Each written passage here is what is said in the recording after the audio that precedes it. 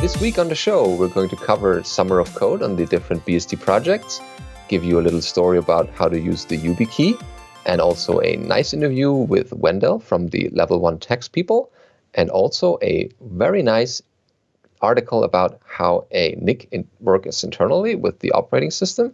So stay tuned and keep with us because this is BSD Now.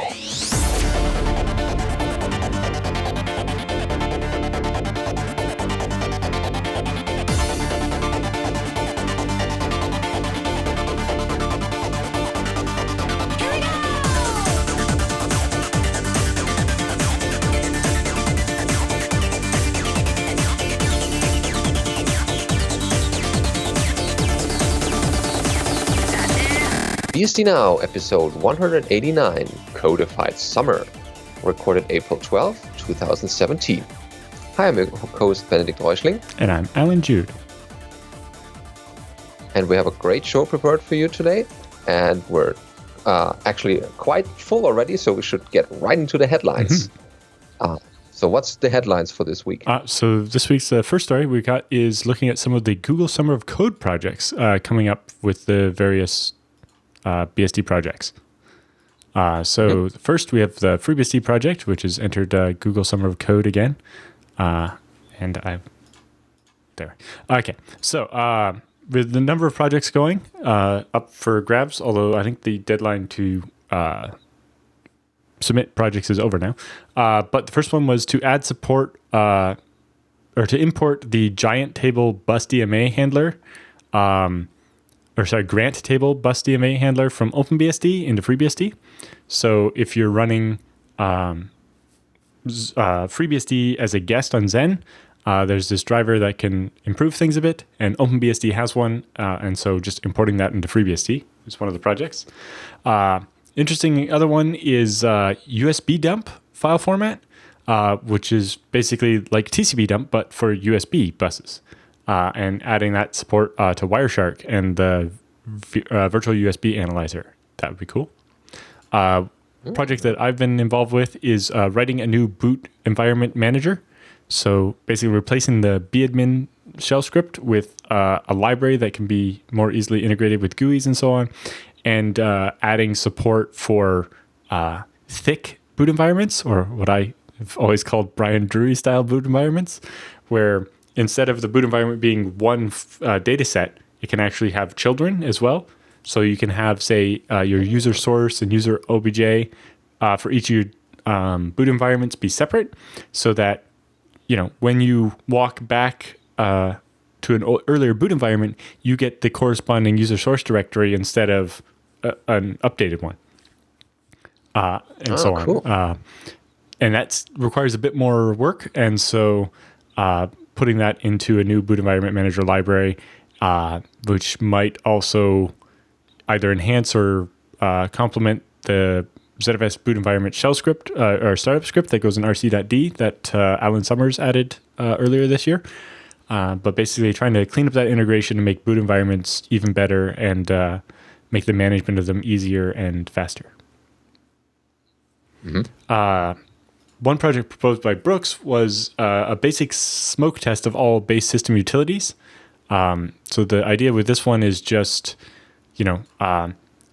run the basic stuff of this tool and make sure that it actually works. So we do a lot of our testing just by compiling things and see if they compile. But this could be as simple as running, tool -- version or tool -h, and just making sure the program actually runs and doesn't crash or say, can't run because of this missing library or whatever. So it would verify that the program was actually runnable. Not necessarily, going further that it actually does the right thing, but just a basic infrastructure so that any utility, we can just run a command and see that command still works, or doesn't not work. Doesn't give us a seg fault or something. Right, doesn't say, well, it doesn't complain that the some library is missing or something. In lieu of, until we get, real tests for every program, this would basically be something more generic that could cover every program, even new ones that are created after that maybe don't have tests. Although most new things are starting to come with tests, which is better. But, this basic ability to run a test and say, with the change I made, have I made sure that everything works? This one I think would be especially useful for me. The other project I've been working on with Baptiste Tresson and Bernard Spill is changing the SSL library in FreeBSD's base system to be a hidden library, a private library. Well, part of that is going to be making sure everything still works after. That would be nice indeed, yeah. And that, we don't end up with something that ends up needing, or something that thinks it's linked to SSL when the SSL is linked to isn't there anymore, and so on. That'd be interesting. Next one, Christoph is backing a project to port OpenBSD's PF testing framework and the tests over to FreeBSD. So there are two different parts here. There's one that tests the rule parser, and another one I think that actually passes packets in and verify that they pass or fail through the firewall like they're supposed to, using virtualization. So getting both of those would be really nice. Even though the PF on FreeBSD is different, in the end, does the firewall block this packet or not? That test is not that different. Then Brooks also backed another project called the user space address space annotation. Basically a tool to note portions of system calls with user space and validate them correctly. So there's a tool called sparse, sparse.wiki.kernel.org, that allows pointers to be annotated as belonging to different user spaces. This is useful in kernels where user space programs require special handling, like copy in and copy out, and likewise memory map device addresses may require special handling and so on. And they want to use this in Cherry, their capability optimized version of BSD. Yeah. Bunch of other cool projects, replacing merge sort that's in BSD with something newer and faster. Another one that doesn't have a mentor currently, but was Kload. So there's this Kload feature to allow you to update FreeBSD without having to do a full reboot. It does kind of a half a reboot. And it's been sitting on the side as a patch for a while, and it needs to be tested and find out what's not working and get it fixed so it can actually be integrated. Okay. We'd also love to do, a kernel fuzzing suite, whether that's using the Trinity fuzzer that was recently run against Linux and so on, or using like the Triforce AFL thing that the people recently ran against OpenBSD's syscalls, and also using native tools like our memguard and so on to actually find bugs in the kernel. Okay. Another one was like. MFS BSD, which is a very popular project, but it generally only gets built by releases, and it's built by someone who's a FreeBSD developer, but they kind of built outside of the project. What would be interesting here is actually integrating it into the release build tools. So, for example, the snapshots that come out would also include an MFS BSD version. That would be helpful. And also, for example, if you were to build your own release of FreeBSD, which I do all the time to test changes, right? After I'm done, I build an ISO and boot it in a VM. As you should. Yeah, or if I want to try it on my laptop, it'd be really nice to have an MFS BSD version of that without the extra work that it is currently. As usual, there's a bunch of cool projects for Beehive, a new NVMe controller emulation, so that you can have virtual NVMe drives, even if they're not necessarily going to be as fast as NVMe. Being able to simulate that in Beehive could be quite useful. You'd also like to do verification of Beehive's instruction emulation. So using Intel's VTX provides very little assistance to the hypervisor when a guest issues a MMIO access, meaning that Beehive has to do a bunch of the work, and he'd like to use Intel's XED tool to make sure that what Beehive does is actually correct. VGA emulation improvements to Beehive. There's a list of things that could be improved there to make that better, and there's that. The audit framework needs a test suite. Zen has a tool called OSS test that they would like to add more FreeBSD tests to, so that FreeBSD gets tested, or changes to Zen get tested on FreeBSD automatically. I think we saw that on VBSDCon. Wasn't that? And then Manu is backing a project to finish the work started in a previous Google Summer of Code to do bootloader backed with Lua. So replacing the loader's current force stuff with Lua. The Lua part mostly works now. The part that's missing is we don't, draw the menu and do all that stuff. There's also POSIX compliance testing framework. Looking at that.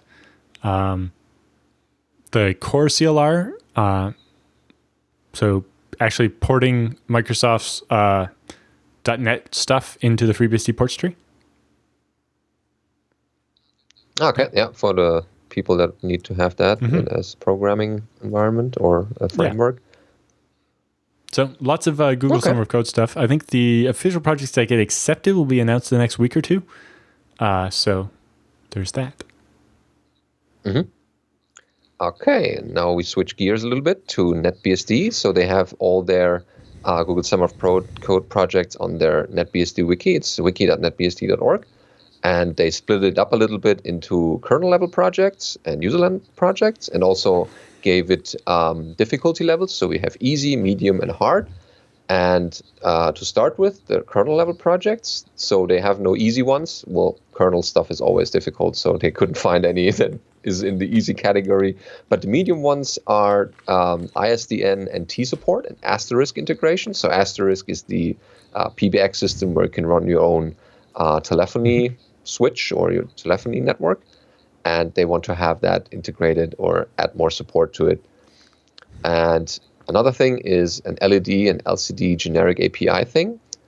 That should be, from a description wise, is that the design and implementation of a general API to control of LED and LCD type devices in NetBSD. And such an API would allow devices to register individual LED and LCD devices, along with a set of capabilities to, or the capabilities for each individual LCD that you might have. And the devices that wish to display any status information via LCD or LED would also register themselves with that framework as an event provider. So that would be one of the goals of that project. And another one in the kernel level section is NetBSD on Azure. So the goal there is to bring NetBSD to Microsoft Azure, their cloud platform. And the next one is OpenCrypto. So they have SW crypto enhancements planned for this one. They would like so SW crypto to improve the multi-core efficiency and to switch some of the transforms like CBC and CTR mode for faster versions, either using their in-tree OpenSSL or from elsewhere like libtomcrypt. And then also add support for asymmetric operations like public key type stuff.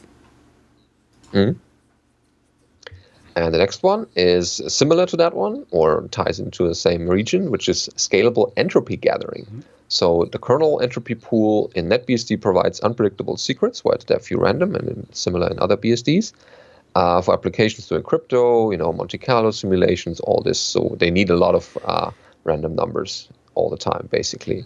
And it's a way to, or the project is about finding a way to do this in a scalable way with different sources, and having that with the more CPU and the more resources that your computer might have to gather these resources for entropy might be a good thing to have as a project.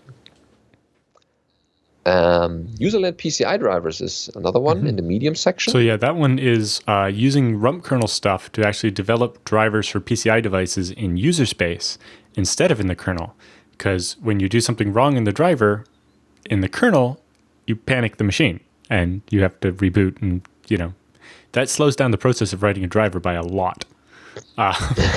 Indeed. Whereas using the rump kernel and doing it in userland, if you crash the userland app, you can just restart it again and you can more quickly develop the driver that way.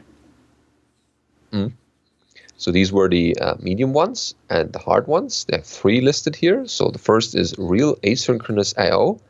And so what they write as a description for that one is that the current synchronous I/O implementation works by forking a background thread inside the kernel to do the I/O synchronously. This is a starting point, but one thread limits the amount of potential parallelism, and adding more threads falls down badly when applications wants to have large numbers of requests outstanding at once. So there's a need for increasing the asynchronous I/O in the kernels, but that's listed as a hard project. But still, if people are interested in that and have some knowledge in that area, why not take that one on? The next one is parallelize page queues. So the page queues, if the page will open, and give me a description here. Here it goes. So for many resource-intensive applications on NetBSD, the biggest bottlenecks in the operating systems are physical page allocation and mapping, specifically contention over the centralized queues of free pages and of cached pages that can be freed, and also acquiring references to pages that are already allocated. And they've broken that task into 3 independent milestones. And if you're interested in that, you can read a little bit more on that description. And the last one on the hard kernel section is tickless NetBSD with high resolution timers.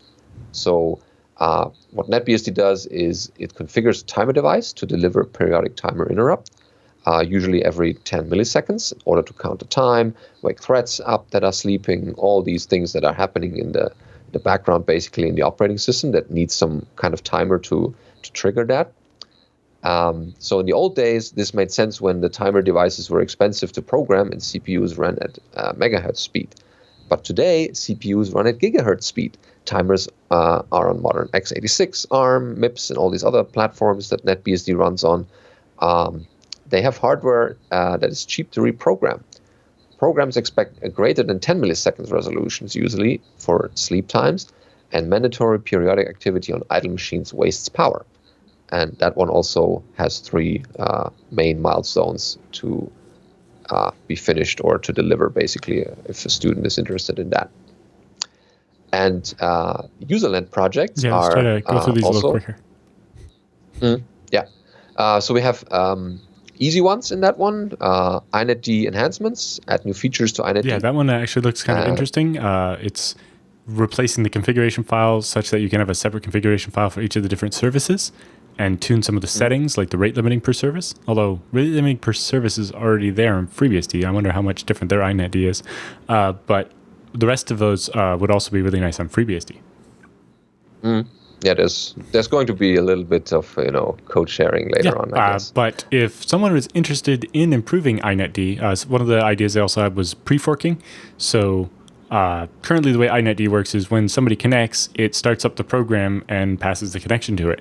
And then, so each connection uses a fresh copy of the program, which can be quite useful, but sometimes that's quite a bit of startup overhead.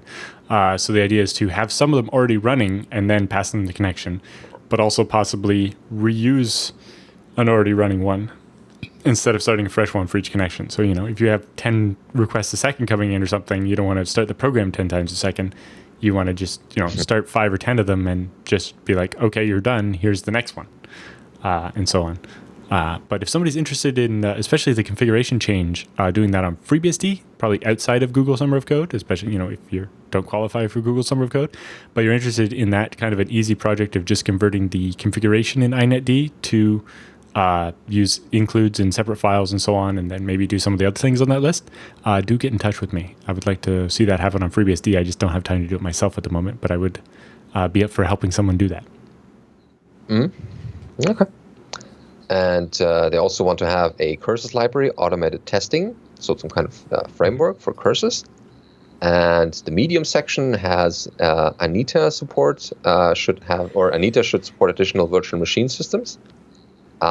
They also have a project to create an SQL backend and statistics query page for ATF test results, a lightweight precision user level time reading, query optimizer for find, port launch D, which is the always disputed or discussed at least macOS 10 utility, a secure PLT supporting railroad binaries. Going into that a little bit deeper might require a little bit of time. Yep. And sysinstall or sysinst alternative interface. And the hard section in the userland project lists only one, which is verification tool for NetBSD 32. There's also a couple of package source projects, but if you're interested in that, take a look at the webpage yourself in the wiki of netbsd.org. And yeah, that's all the NetBSD stuff here. Next up, the LLVM project, which is BSD licensed for now anyway, but they have a bunch of interesting GSOC projects, and now that it's used in FreeBSD and OpenBSD and so on, it makes sense that if you're interested in some of these things, this is related stuff that'll help the BSDs, but isn't necessarily for a BSD project. But one they have is fuzzing the bitcode reader. The optimizer is about 25 to 30% slower when debug information is enabled. It'd be nice to track all the places where we don't do a good job about ignoring the debug stuff and making that even faster as well. Mm-hmm. Then they have thin LTO, or link time optimization, propagating more global information across the program for more powerful optimizations, which is interesting as well. They want to extend Clang's AST to provide information of the types as written in template instantiation, so that'll be C++ stuff. They would love to get shell auto-completion support for Clang. Bash and other shells like ZSH support typing a partial command and then automatically completing it for the user when they press tab. This is usually only supported for popular programs such as package managers. Pressing tab after typing apt-get install late queries the apt package database and finds all packages that start with the word late. As of now, Clang's front end isn't supported by any of these common shells, and they would like it to be. So that one seems like an interesting one, especially if you know Clang, and it's definitely not overly difficult. Clang-based C and C++ diff tool. Every developer has interact with diff tools daily. The algorithms are usually based on detecting, longest common subsequence, which is agnostic of the type of the content. A tool that would understand the structure of code may provide a better diff experience by being robust against, for example, Clang format changes. So it could actually tell when the change doesn't actually affect the code and treat it as white space changes, but also oftentimes what you see with a diff is when you add a new function or something, the diff takes one line from the previous function and modifies it and stuff. Whereas if it actually used Clang and the liblllvm stuff to learn more about the code and know, okay, what effectively happened here is they added this new function, so I can actually shift this diff a little bit and be like, this is what actually changed. So rather than just comparing the text and finding the biggest chunk of change or whatever, you could actually understand that this is C, and so what they actually changed is this. That would be really cool. Indeed. They have one to just go through the code and find any places where a pointer is dereferenced without checking if it's null first. The typical pointer mistakes. Create warnings if virtual calls are made for constructors or destructors. So that's a path-sensitive checker that will warn if virtual calls are being made for things that shouldn't be, like the constructor and destructor, which are not valid as pure virtual calls and could be a sign of a user error, and so on. They'd also like to improve code layout. Their goal of this project is trying to improve the layout and performance of the generated executables. So not actually the code in the repo, but how it actually writes the binary. The primary object format considered for the project is ELF, but this can be extended to include other objects, and that will actually touch both LLVM and LLD, the linker. And they got a bunch of other projects, but those are the interesting ones. The most important ones, yeah. People can check our show notes for more details. Yep. And last but not least, OpenBSD. So OpenBSD put out a mail or a reason why they aren't participating in Google Summer of Code 2017. Bob Beck wrote that into the OpenBSD MISC list. Basically, it's about, they tried it for 2 years. It was too much effort on the part of the foundation organizers, the OpenBSD Foundation, that is. The mentors there, they had to deal with all the bureaucracy involved and didn't really see enough return in terms of new developers to the OpenBSD project, which, frankly, in his opinion, being selfish on OpenBSD's part is the only reason for them to do it. Well, that's not too far out of the way. Yeah, and it's interesting there. Yeah. Whether the question is the Google Summer of Code stuff actually worth the time that it takes away from developers that maybe would have developed something on their own in the meantime and so on. Every once in a while, when I see so many abandoned GSOC projects, I think that maybe it's not worth the effort. But then when we interview people, it's a number of FreeBSD developers who've gone on to do great things got their start with GSOC. Like that's where they got introduced to the project and the people there, and it's a trial period, and people see whether not only the technical parts are interesting to them, but also the project itself. But if they don't like it, they don't have to stick around after Google Summer of Code is over. Mm-hmm. But for most of them, it's actually the best way to introduce themselves into the open source community and also into the project. And most of them are actually more interested in continuing what they started in the project and become developers over time. Yeah, like I know Conrad, who we interviewed recently, was a Google Summer of Code originally. Edward Traz at FreeBSD also, and a bunch of other people. So at least somewhat, we've definitely gotten good things out of GSOC, although there's a couple of times where the projects haven't maybe been worth the effort, but you can't tell that until it's too late. Right, or that it's over, or people are starting to disappear. It's also, students still have their academic stuff to finish, and maybe they pop up again after their university career is mostly over. And, it's always interesting to see when people come back and say, hey, I was in Google Summer of Code way years back, and, I just want to return, and now I have more time for this. This is the OpenBSD side of it. There's also an additional Y Combinator Hacker News thread about, the whole discussion, which is way too long to cover here. But if you want to read through that, it's in our show notes. Mm-hmm. So the next story we have is an interesting one. It's from the dtrace blogs. This is one by what's it? Robert Mustache. And he's called the Turtles on the Wire, Understanding How the OS Uses a Modern Network Interface Card. Okay, so, where are the turtles on the wire? Yes, I don't have turtles. I think it just means it's why it's slow.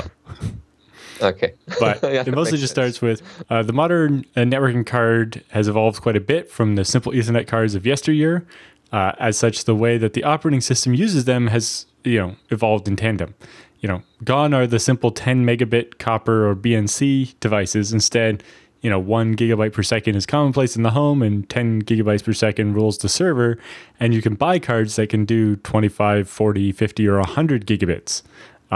And at that level, that's a big difference, going from 10 megabits to 100 gigabits. Obviously, the driver gets a little more complicated. But he says, for this entry, we're going to focus on how the operating system actually sees the network card, what abstractions they provide together, how things have changed to deal with increased tenancy and performance demands, and then finally where we're going to, where we're going to go from here.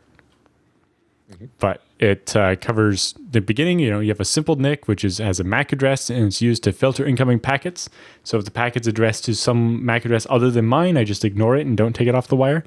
Then you have a ring or circular buffer for packets that are coming in, and then you have one for packets you want to send out. Then you have the ability to generate interrupt to tell the CPU, hey, I need attention because there's a packet here. And then, a way to program all the above, generally with PCI memory mapping registers and so on. So it comes with a nice introduction to networking for undergraduates. Like, how does a NIC actually work internally, and what the operating system does to, pick up all these packages. Yeah, but it walks through it all. Like, the problem where you have a single busy CPU, and you kind of get into this idea where in FreeBSD 4 we introduced the idea of polling, where instead of the network card sending an interrupt and making the CPU stop what it's doing and pay attention to the network card every time a packet came in, where you could have thousands of times a second, polling was, how about once every 1,000th of a second, we asked the network card, do you have any new packets for me? This mitigated the problem of the interrupt storm. Of course, now NICs have interrupt moderation where they're like, oh, if I've already sent an interrupt in the last, couple of milliseconds, why don't I just wait and send another one in a couple milliseconds instead of flooding the channel with, hey, I need attention. But yeah, then it covers, things like the problem with density when you get more NICs and so on, and then virtual NICs and MTUs and VLAN tags, and what happens if the device is always in promiscuous mode, where, if you have multiple VMs running, then the NIC on the host has to have all of the virtual MAC addresses on its list of packets it'll accept, right? And then you get the problem that turns out CPUs are too slow. Or the interrupts are coming in too hot and we're missing some of them or whatever. And then, so one solution is do less work. The other solution is to turn off the interrupts. And that's how you get polling. And then it kind of recaps some of it, and then it talks about the future directions and links you to some other reading you could do if you really want.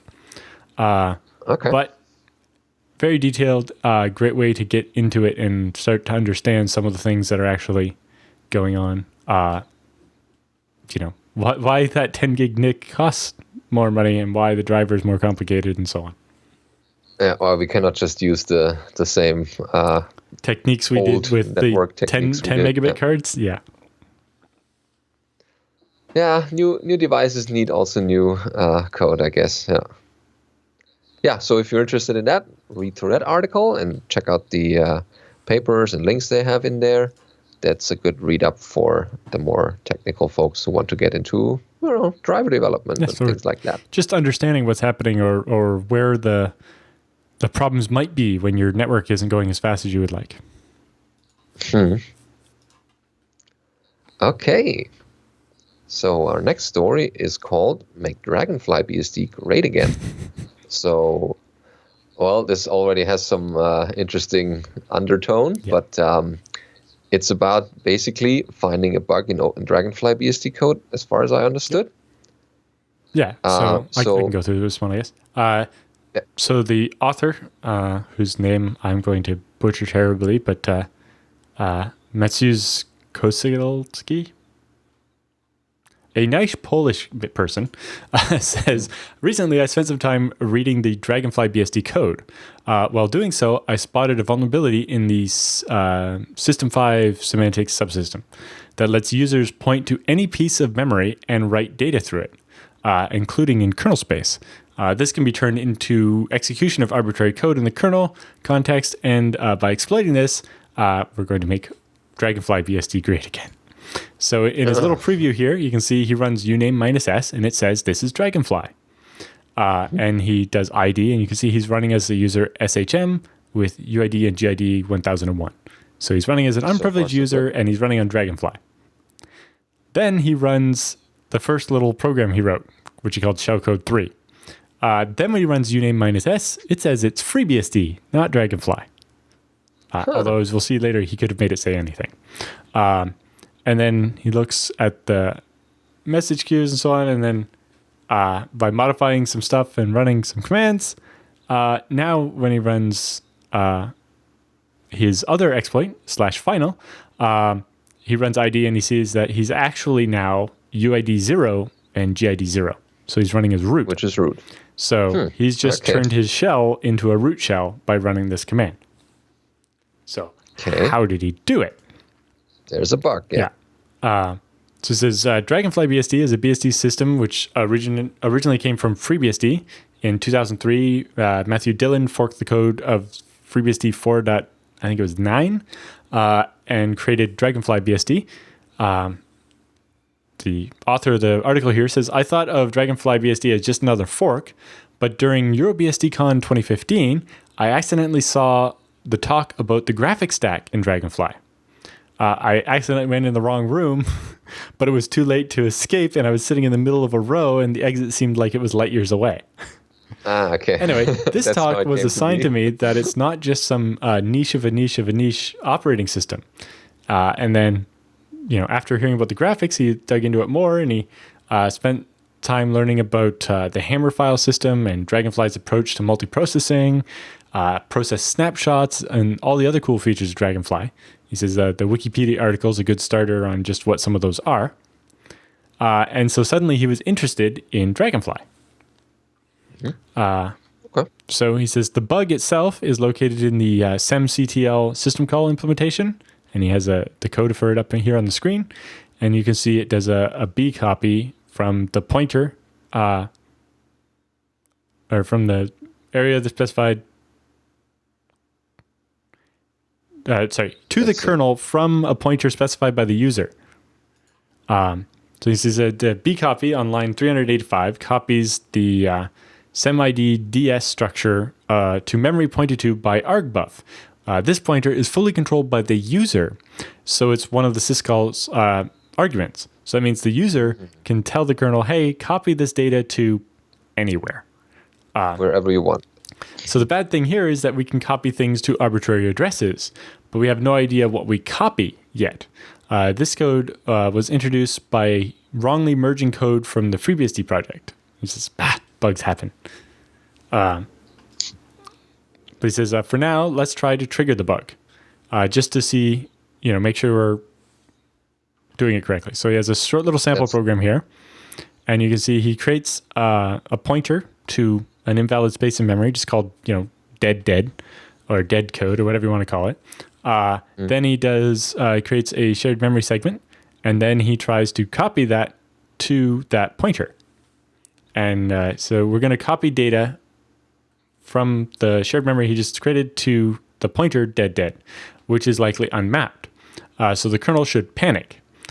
So when he runs the little program, you can see it actually panics because he's page fault while in kernel mode, writing to kernel memory that's not mapped. Yeah, that you shouldn't be so now able to write to. He wants to do it with things he controls. So in this case, he can play with it a bit more and actually copy data he wants into the random memory. So it says Dragonfly BSD lacks the SMEP and SMAP implementations, which means that we can execute code placed in the user's pages directly from the kernel space. Now we're going to make a dumb decision. We're going to overwrite the open function pointer with a different one. So what he does here is get the memory address of the struct that's going to have the pointer to what to do when you try to open a file, and replace it with a different one. So in his first example, he just has a little script that just does a for loop and basically hangs the machine. So now when he calls open on that file, it just hangs the machine. So instead, the second time what he does, after he overwrites the function calls for the open, is he overwrites the OS type global variable with the other one. So in this case, he overwrites Dragonfly with the word FreeBSD, although he could have overwritten it with any string he wanted. As long as it was shorter or the same length as the word Dragonfly, because that's the size of the memory allocation. So with that one, we get that first result where you run it and all of a sudden, the machine claims it's FreeBSD, or you could have made it say Linux or, Solaris or Illumos or whatever. You can make it say Windows. There you go. But, that's just playing around. So then he's got, dear Ring 0, I want to be the root. So with this one, after you override that open call, you use the reference it gives you to the credentials of the user that opened it, and you change those to make the user's UID and effective UID 0. So now when you run it, you see that after running it, instead of user ID 1001, you're now user ID 0, and you have root. It's like, whoops. But there's a happy end to that? Yes. It says the bug was fixed very quickly, within a few hours by Matthew Dillon, and Dragonfly version 4.6.1 was released shortly after, and it seems safe now. Okay. If you like this article and want to be notified about other stuff, you can subscribe to him on Twitter. Okay. He also gave a talk about this at a conference in Warsaw. Oh, right. Okay. So there's a video as well. Recording of that, like on YouTube? Yep. There's a link at the bottom of the show notes. Mm-hmm. Yeah. So check that out if you're interested in the details and test it on other operating systems. There might be similar problems there. Yep. You never know. This week's episode of BSD Now is brought to you by DigitalOcean. If you ever need to host something, it's pretty hard to go wrong when you can get a free BSD machine from them for $5 a month. Or if you need a bigger one, they have bigger by SSDs. They have whatever size you want. A lot with, managing your infrastructure. Like they have, first of all, they have monitoring, which is very comprehensive. They also have a simple API where you can control your droplet. Well, especially if you're going to have many droplets. That's the problem you will find is that once you spin up a $5 droplet to do something for you, you'll be like, wow, that was easy and that worked so well. I need another one and another one. And another one. And another one. And very quickly now you have a fleet of them and you would like an API to manage them. And they have that. They also have a load balancer. So if you use multiple small ones, you can actually balance the load between them and say, only spin up additional ones when you need them, right? Like, depending what you're doing, maybe your site's only actually busy during certain 4 hours of the day. Well, you can keep the site running on a cheap $5 one most of the day, but when it gets busy, you can spin up a $10 or $20 beefier one or a couple of them with the load balancer and use them during the peak time and then go back to saving money during the off time. And the best part with that is with hourly pricing, you don't pay for the entire month for those ones you only spun up for 4 hours a day. You can pay, the $10 one is 1.5 cents an hour. Which is super cheap. Yep. And if you need a little bit more storage to that one, you also can get up to 16 terabytes of storage or volume to your droplet. Yes, you can get separate block storage. Which is very nice because you pay per gigabyte there, so you can just spin it up, make a ZFS pool on it or whatever, and then you can grow it over time as you need it. And so you only end up paying for the storage you're actually going to use. It solves the biggest problem people had is like, well, it's nice that you have 20 or 30 gigabytes of SSD storage included with the $5 or $10 one, but I want to store more stuff. And, I don't really need SSD speed for it. It's like, well, you might as well have the SSD speed. And if you want bulk storage, hey, turns out we have that. You can rent it per gigabyte. Right. And combined with that, they also have lightning fast networking. So each hypervisor has a fault tolerance and redundant 40 gigabit per second network to ensure that the uptime of your droplet is there. And also, in peak hours where you have a lot of network traffic, maybe you're running a web shop or some other busy website on your droplet, then they can provide the actual throughput to serve your users. Yes, they also have team support, which is great. Not necessarily just for businesses, but we use it for like our IRC network. We have a couple of servers there, and we need more than one person to be able to have access to them. Well, instead of having to share passwords, we use the team support, and my account can just access the droplets of the people who have allowed me. It's very nice. Anyway, check it out. Go to DigitalOcean.com. When you sign up, use the coupon code FreeBSDNow, and you'll get a $10 credit added to your account. So you can use the smallest droplet for 2 months or the next one for 1 month, or you can run the $20 one for half a month, or you can run a $100 one for a couple of hours, whatever you want to do. Joined this week by Wendell of the Level 1 Techs website and podcast. So you probably have heard about the interview that he did with Alan Jude the other day or the other week. And so we thought we might as well return the favor. And this is our interview coming right now.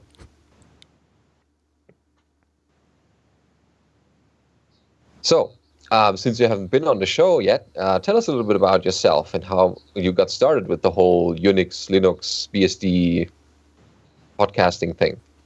Well, thanks for having me.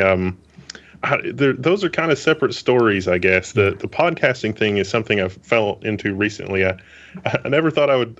It's like I always thought of it as like, well, I mean, why would I do that? It's not really. It's kind of vapid. Do I really want to do that on the internet? It doesn't really make sense. But then I kind of fell into it, and it's more fun than I expected, and I got to meet a lot of really interesting, smart people and sort of ride their coattails and ask them questions, and so I see value in that. But how I got started in this, how I got started with Linux, I think, was around 95 or 96. So I've been using Linux a while, but I was in high school at the time, and the high school had a token ring network for most of their computers, but they had just gotten a T1 line for the internet. And so there was only like 6 computers in the school that could get on the internet because the equipment provided by the ISP was Ethernet. And they were like, how are we ever going to network our stuff with token ring? And, the state Board of Education, whatever, was like, well, we'll have to buy a piece of equipment that's like $10,000 in order to do it. And another student and I had been dicking around, I think, with like Linux 1.2, 1.1, 1.2, 1.3, something like that in that era. And it had IP masquerading, I think is what it was called at the time. And so we were banging on, 486s, like 48625s or 386. It might have been 38633s, but 4625, something like that, trying to get IP masquerading working. And we got it working. So we could provide we could provide internet service for all the token ring computers via Ethernet with a computer that had both the token ring and an Ethernet adapter in it. And it was like, gosh, this Linux thing is a lot more functional than Windows. This is kind of neat. Yeah. Yep. So back then, this wasn't the distribution. It was basically just the kernel and some userland utilities, or? I think it was Slackware. I think Slackware had just been put together, and because there was a T1, it was like, okay, we can download it and put it together. And so like one of the Windows computers, we would download it and put it on a whole bunch of floppies and then sort of install it through floppies. I wouldn't swear that it was Slackware, but I think it was a very early version of Slackware. Mm. Yeah. So I guess getting to the other part of the question, how did you come up with the idea for this level 1 text thing and getting into podcasting? Well, I really just sort of fell into it. I knew somebody that did it, and it was like, hey, there's this thing that we can do, and it might be really good. And you're sort of on the technology side already. I've been doing. There's an XKCD comic where the first couple panels are like, they gave me an impossible problem to solve and I solved it, and then the panel kind of forks, and one side is like academia, and so the last panel is like, oh my god, people are going to be writing their PhD thesis on this, we're going to need a whole bunch of students to look at this for their dissertation. And then the other panel where it forks is that's like in academia, and then it's like solving the impossible problem in business, and that panel is oh, that's great. Can you also get my Outlook to stop unjamming or to stop jamming up or whatever? And so I went the business route instead of the academic route. And so I've been doing this stuff for many, many years. I just never did it on the internet. But then it's like, okay, well, maybe there are some interesting stories here. Maybe I can meet some interesting people. So some of the people that I've worked with in my career, we just sort of put it together, and it's like, here's some interesting projects. Here's some stuff that we're doing. And we try to make it sort of accessible. It's very much lower level, but a lot of the time with a lot of the technical stuff, people that are getting started or students that are enthusiasts or whatever, they don't really know where to start. It's like, I kind of like computers, I kind of like technology, but what more is there? What more can be done? And it's like, well, you can do 3D printing, you can do programming, you can take over the universe with artificial intelligence now because Google's released TensorFlow, and that's sort of the new hotness. And you can do all this really interesting stuff with technology, but a lot of the time people don't necessarily know how to start or how to find a community to just sort of be able to do that. And so it's not just that we have computer scientists in the community, it's also like makers and doers and sort of the fusion where all that stuff kind of comes together. And that's really been a lot of the stuff that I've worked on in my career, is things that are sort of gluing that stuff together, where you're not really inventing a novel solution for like the traveling salesperson problem. You're just using existing off-the-shelf stuff, glue it together. A lot of open source factors in there, using open source technology to solve the problems. And so it sort of becomes, I guess, a design pattern for what different kinds of people would want to study, depending on what their personality is and what their interests are. Mm. Yeah, and also, some of it is a lot of research gets done nowadays, but especially the types of conferences where they present the research aren't usually attended by the type of people who would then apply that research. And it's often a problem that we come up with all this interesting novel research, but nobody ever gets around to trying to build something out of it. Or they do, but it's 20 or 30 years later. Like virtualization and the whole idea of containers and capabilities and all the security frameworks for computers. Like, most of these papers were written in the 70s and then rewritten again in the 90s or early 2000s. And now we're finally doing something with them. Yes, that is exactly. It's all about accessibility. It's like, look, this is not rocket surgery. We can totally do this. Yeah, and add some missing bits there. The episode we did 1 or 2 weeks ago, we actually talked a little bit about that. For because of the volume of research papers and so on that get written, there's actually a need for another job in the middle of somebody who basically distills a bunch of papers on a topic into a shorter, more easier to digest bit, just because if you want to do new research, you first have to, unless you want to repeat previous mistakes, you kind of want to learn all the previous research. So you have to do all this work to climb up this mountain before you can actually start working on top of it.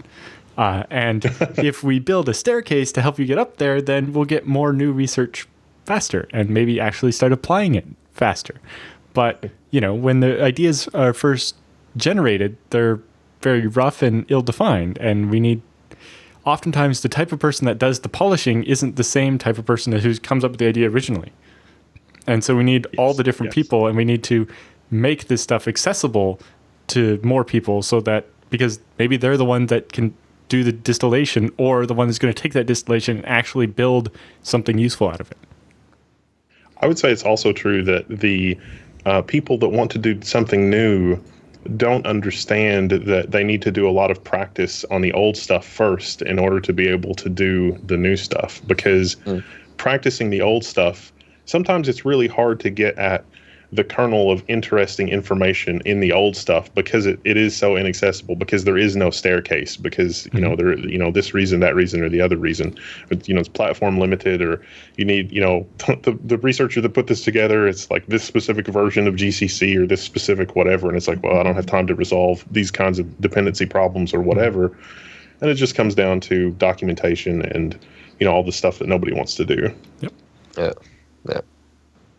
So, as a good tie-in to the next question is, so from your point of view, how did the Linux world change from your perspective in the last couple of years? I don't know that I'm really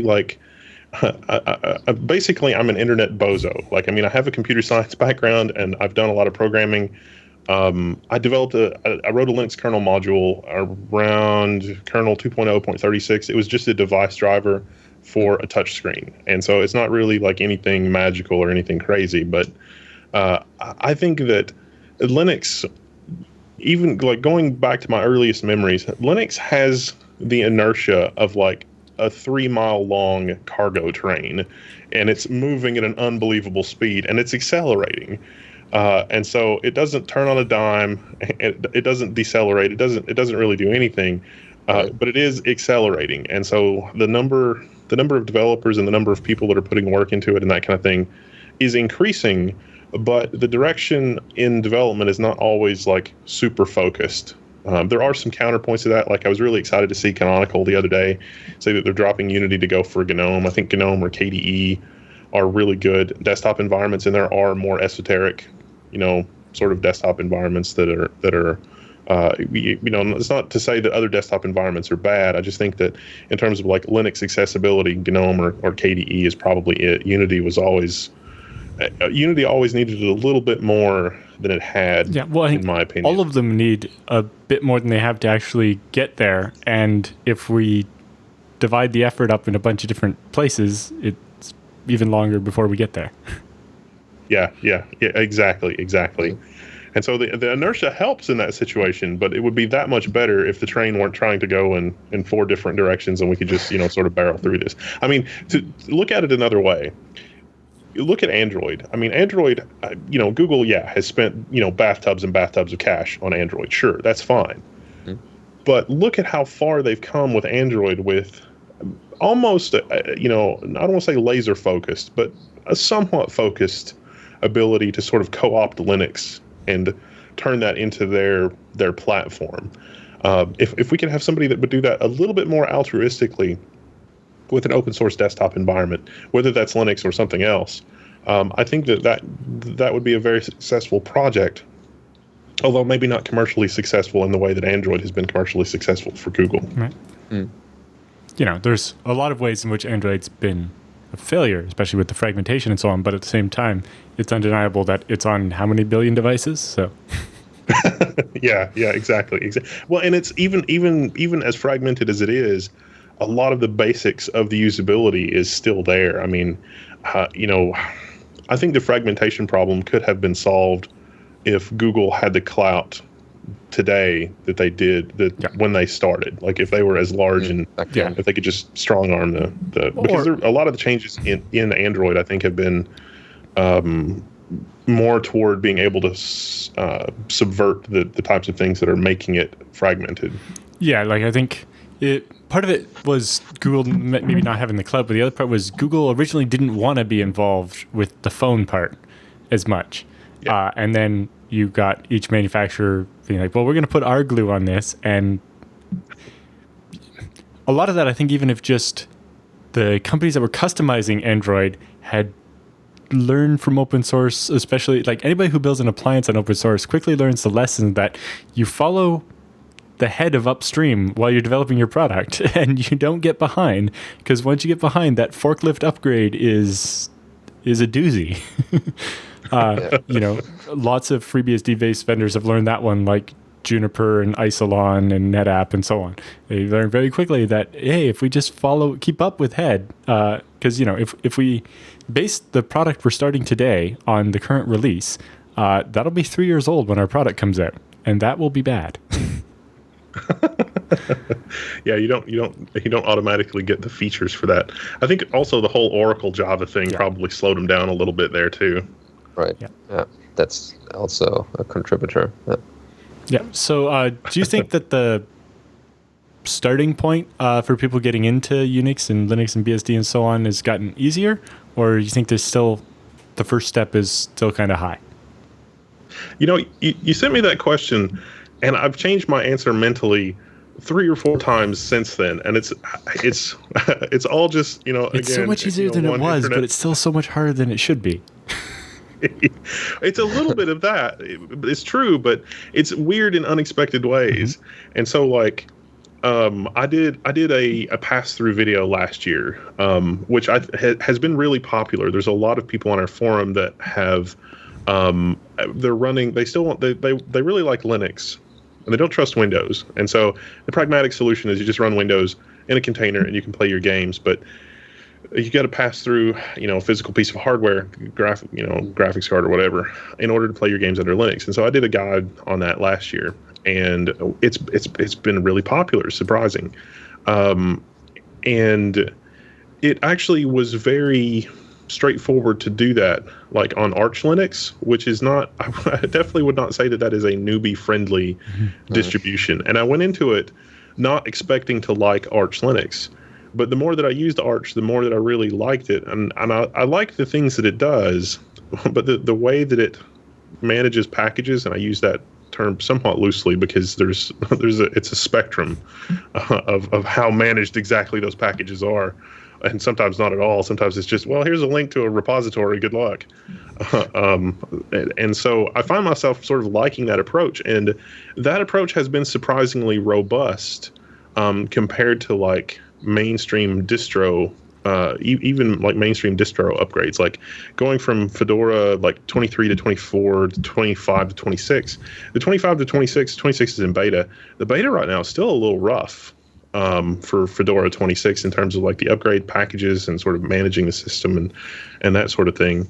Debian is always a pretty smooth upgrade, but it's also tends to run behind even if you're running, like testing. It's still just, it's not really like super up to date and super standardized. And so you have the other distros like Mint. Mint is really popular as an intro distro on our forum. People just pick up Mint and sort of run with it, and it's okay.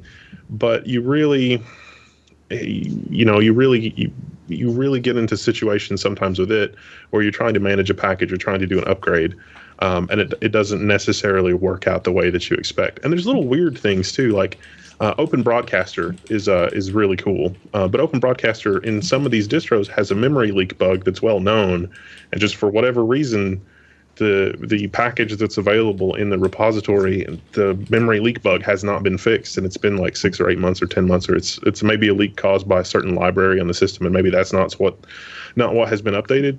But this kind of problem basically didn't exist on Arch because it was just plugged into the source repository. So it's crazy because it's like Arch is actually more user friendly as long as you know all this other stuff. Yeah, it's oftentimes it's because the packages are pinned on the other ones. You end up spending more time jumping through the hoops of trying to deal with these older things and the fact that all the stuff doesn't update in step with each other, than actually just getting work done. But if you get to the rolling release, if something goes wrong, then you have all these other problems too. And it's like rolling release or pinned packages. They have their upsides and downsides, but it's like, even in the quote unquote commercial distros, in the enterprise, like to answer the question from the standpoint of like the enterprise, it has gotten dead easy. Right. Companies like Microsoft and Oracle have got to be sweating bullets because, OpenSUSE, Red Hat, Enterprise Linux, you can take, a junior administrator that's got maybe a year of experience and turn them into a productive admin in no time at all. And it's not, Linux on the desktop. It's not, whatever. But in terms of like a server operating system and being able to set up, the kinds of things that you might need for a work group, it has gotten way easier the last 5 years. Yeah. But in those cases, if it's great for doing the things it was meant to do, but if you want to do anything slightly different, then you have the problem of, well, it's CentOS 6 or RHEL 6, so the packages are 4 years old. Well, that's how it is in the enterprise anyway. Yeah, exactly. Some enterprises. But, it's kind of why I like the position that FreeBSD's put itself in, where you have a stable operating system part that's, every 6 months to a year or something like that, you get an update. But your packages, you have the choice of the daily rolling release of source and binary packages, or the quarterly, where you get 4-month kind of pinned with security updates so that you don't have as much churn, but everything's still fresh, right? Well, I think the managing of updates and stuff, it seems like it's much easier to roll back to a previous point in time. So like if you are, if you're doing the rolling and release thing, it seems like it's pretty easy on FreeBSD at least to say, okay, that went horribly wrong. Let's just reset to where we were before I attempted to do this. Right. Well, that's mostly a ZFS feeture rather than a FreeBSD feature. Well, there you go. It's tricky. I haven't really attempted it. I kind of sort of attempted it once, but I kind of sort of attempted to see if I could maybe set up a Linux system that way. And I was not really super successful doing that. Yeah, a bunch of the glue is missing still. Yeah. It's especially the bootloader parts where you can select which boot environment to go back to. Yeah. Yep. Yeah. I thought it was a worthy experiment though. Mm-hmm. Yeah, sure. Yeah, but one of the students applying for my GSOC project actually has a third laptop that's FreeBSD and Arch on the same ZFS pool. And they cohabitate. Cool. Just different data sets or whatever? Yeah, different data sets, and then I don't know what he does in the bootloader. I imagine EFI. And then something like refind and pick which OS he wants and boot it. Neat. Yeah. Yeah. Yeah, theoretically that should work. Yeah, theoretically, exactly. Okay, so do you go to any conferences or meetups? Which ones would you recommend? I'm going to PenguinCon at the end of the month, and so I'm really looking forward to that. PenguinCon is small enough to be intimate, but large enough to have interesting topics. And so last year I went to a really good talk with Jason Mars, who's in charge of a project called Lucida. It used to be called Sirius, but then Apple was upset that it was called Sirius because it's an open source personal. So close to Siri. Yeah, but that's the joke. It's Siri for us, so Siri. But now it's called Lucida. So at least that's the unofficial version. And that is sort of quintessentially what we were talking about earlier in the program with the whole, like, we need a staircase, we need to kind of sort of figure it out. Because if you look at Lucida and you look at the stuff that the University of Michigan is doing with it, it's really super interesting. And they've got AI, it's not like when you're building a personal assistant, it's not just like you install it. There's, natural language query, but you've got different kinds of natural language queries that you might want to do. And then you need something like Wikipedia converted into a format that those things can search. And so it's really this huge ball of programs put together a certain way. And then you've got an assistant that maybe can do something useful. And the talk was interesting because it was, there were a lot of people in the room who were like, what are the practical applications of this? Is this something we can download now, or are you just talking about it? I was like, no, here's all the componentry. Here's all the stuff. I mean, here's a pre-trained neural net from Google that does pretty decent speech recognition. Here's where you can get the training material for this so that you can build your own. And here's where you can get a version of Wikipedia that is formatted in such a way that the neural net can search through it more easily, because it's, you can ask a question like, how tall is the Eiffel Tower? And it's formatted in a way that you can take the natural language query and the voice recognition, pipe that into another thing, and get the answer. And so PenguinCon, I think, is really cool for those kinds of talks, and those kinds of things. Yeah. Do you have the dates for that handy? I know Michael Lucas will be there. I think he's giving three different talks. Yeah, they make you do 3 things if you want in free, and it's just like, Jesus, that's a lot of work. Yeah, well, he does enough different things with his fiction writing, nonfiction writing, and BSD stuff. April 28th through 30th, 2017 in Southfield, Michigan. Yeah. So that's coming up shortly. Okay. Yep.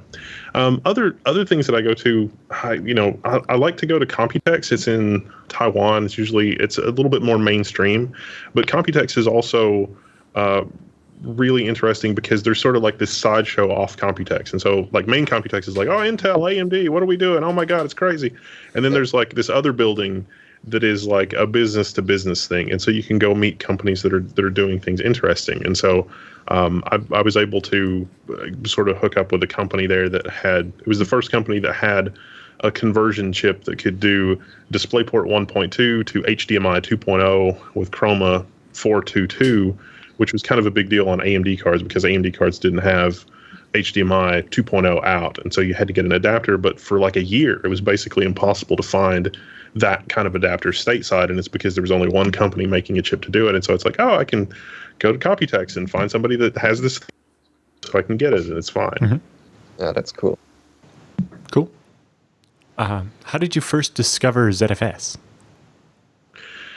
I think it went something like this. So I got to university, and at the university they had a VMS system, and so that was fun. And so I'd gotten pretty proficient with Linux by the time I went to university, and it was like, okay, this is gonna be fine. No, VMS, my God.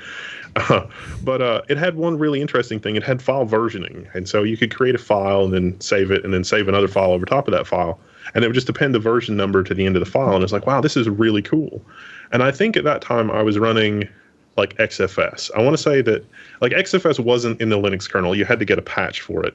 But I'd saved up, and I'd sort of done the e-waste thing. Like I'd worked for a kind of a large company, and they had sort of fed my hardware addiction by giving me some of their cast off stuff. And so I managed to get my hands on it, like a 9 gig, 10,000 RPM hard drive. And it was like, this is amazing. 10,000 RPM and a desktop drive. This is just crazy. And I was running XFS on that, which required kernel patches. And then so I was really into XFS and all the stuff that it did. And XFS was so fast. It was crazy.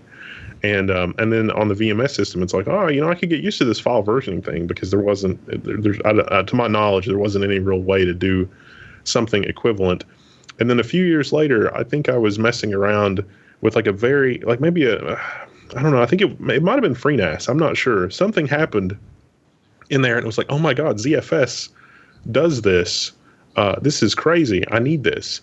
But it was probably like 4 or 5 years later, but I'd never really found anything that really scratched the itch. And then it was like, oh my God, ZFS does this thing that I really, like the only useful thing that the VMS does. I really need this.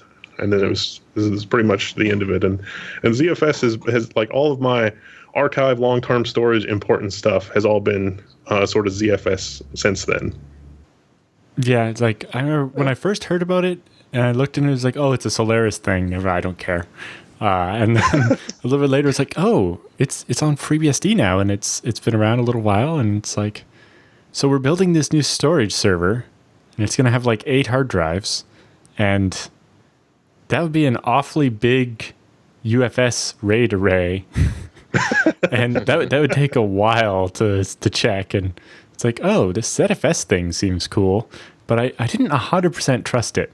So that first ZFS server has a UFS mirror of 2 drives for the OS, and then the 8 drive Z pool, and it's still like that. Although I regret that now, because I'd really like the operating system and the home directories to be in the pool instead of not. But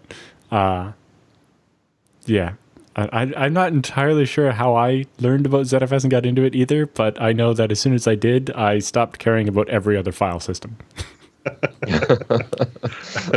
Yeah, that's pretty much. I remember being annoyed with some of the setup stuff for ZFS. I remember being annoyed with like having to set some of the particulars, and it's like, why do I have to think about this? This is a file system. And then I sort of was reading the man pages and going through the documentation, and it's like, okay, well, there's no real way to not have to deal with this. So it makes sense now. I understand. But it wasn't until like actually bothering to go through and understand why that it was the way that it was that I had an appreciation for all of the stuff that it made me do. Whereas, you know, on XFS, it's like there's like 3 variables that I might want to mess with, and then it's like, okay, everything's good. You know, it's great. Good to go. Yeah, well, ZFS is relatively straightforward now, right? It's like you have the zpool create command, which is the equivalent of like newfs or whatever they call it on Linux, but it is a little bit more complicated. But compared to setting up, it's much better than it was. Compared to setting up geom RAID 5 or something on FreeBSD, it's a few less steps. Or the Vino stuff before that. Oh, Vino. Yeah, I don't even want Atlas. Oh. Yeah. Looking back, it's always, oh my God, we did all that stuff, and now like, it's just a couple of commands. Nowadays, it's like, well, I have this system with 200 terabytes of storage in it.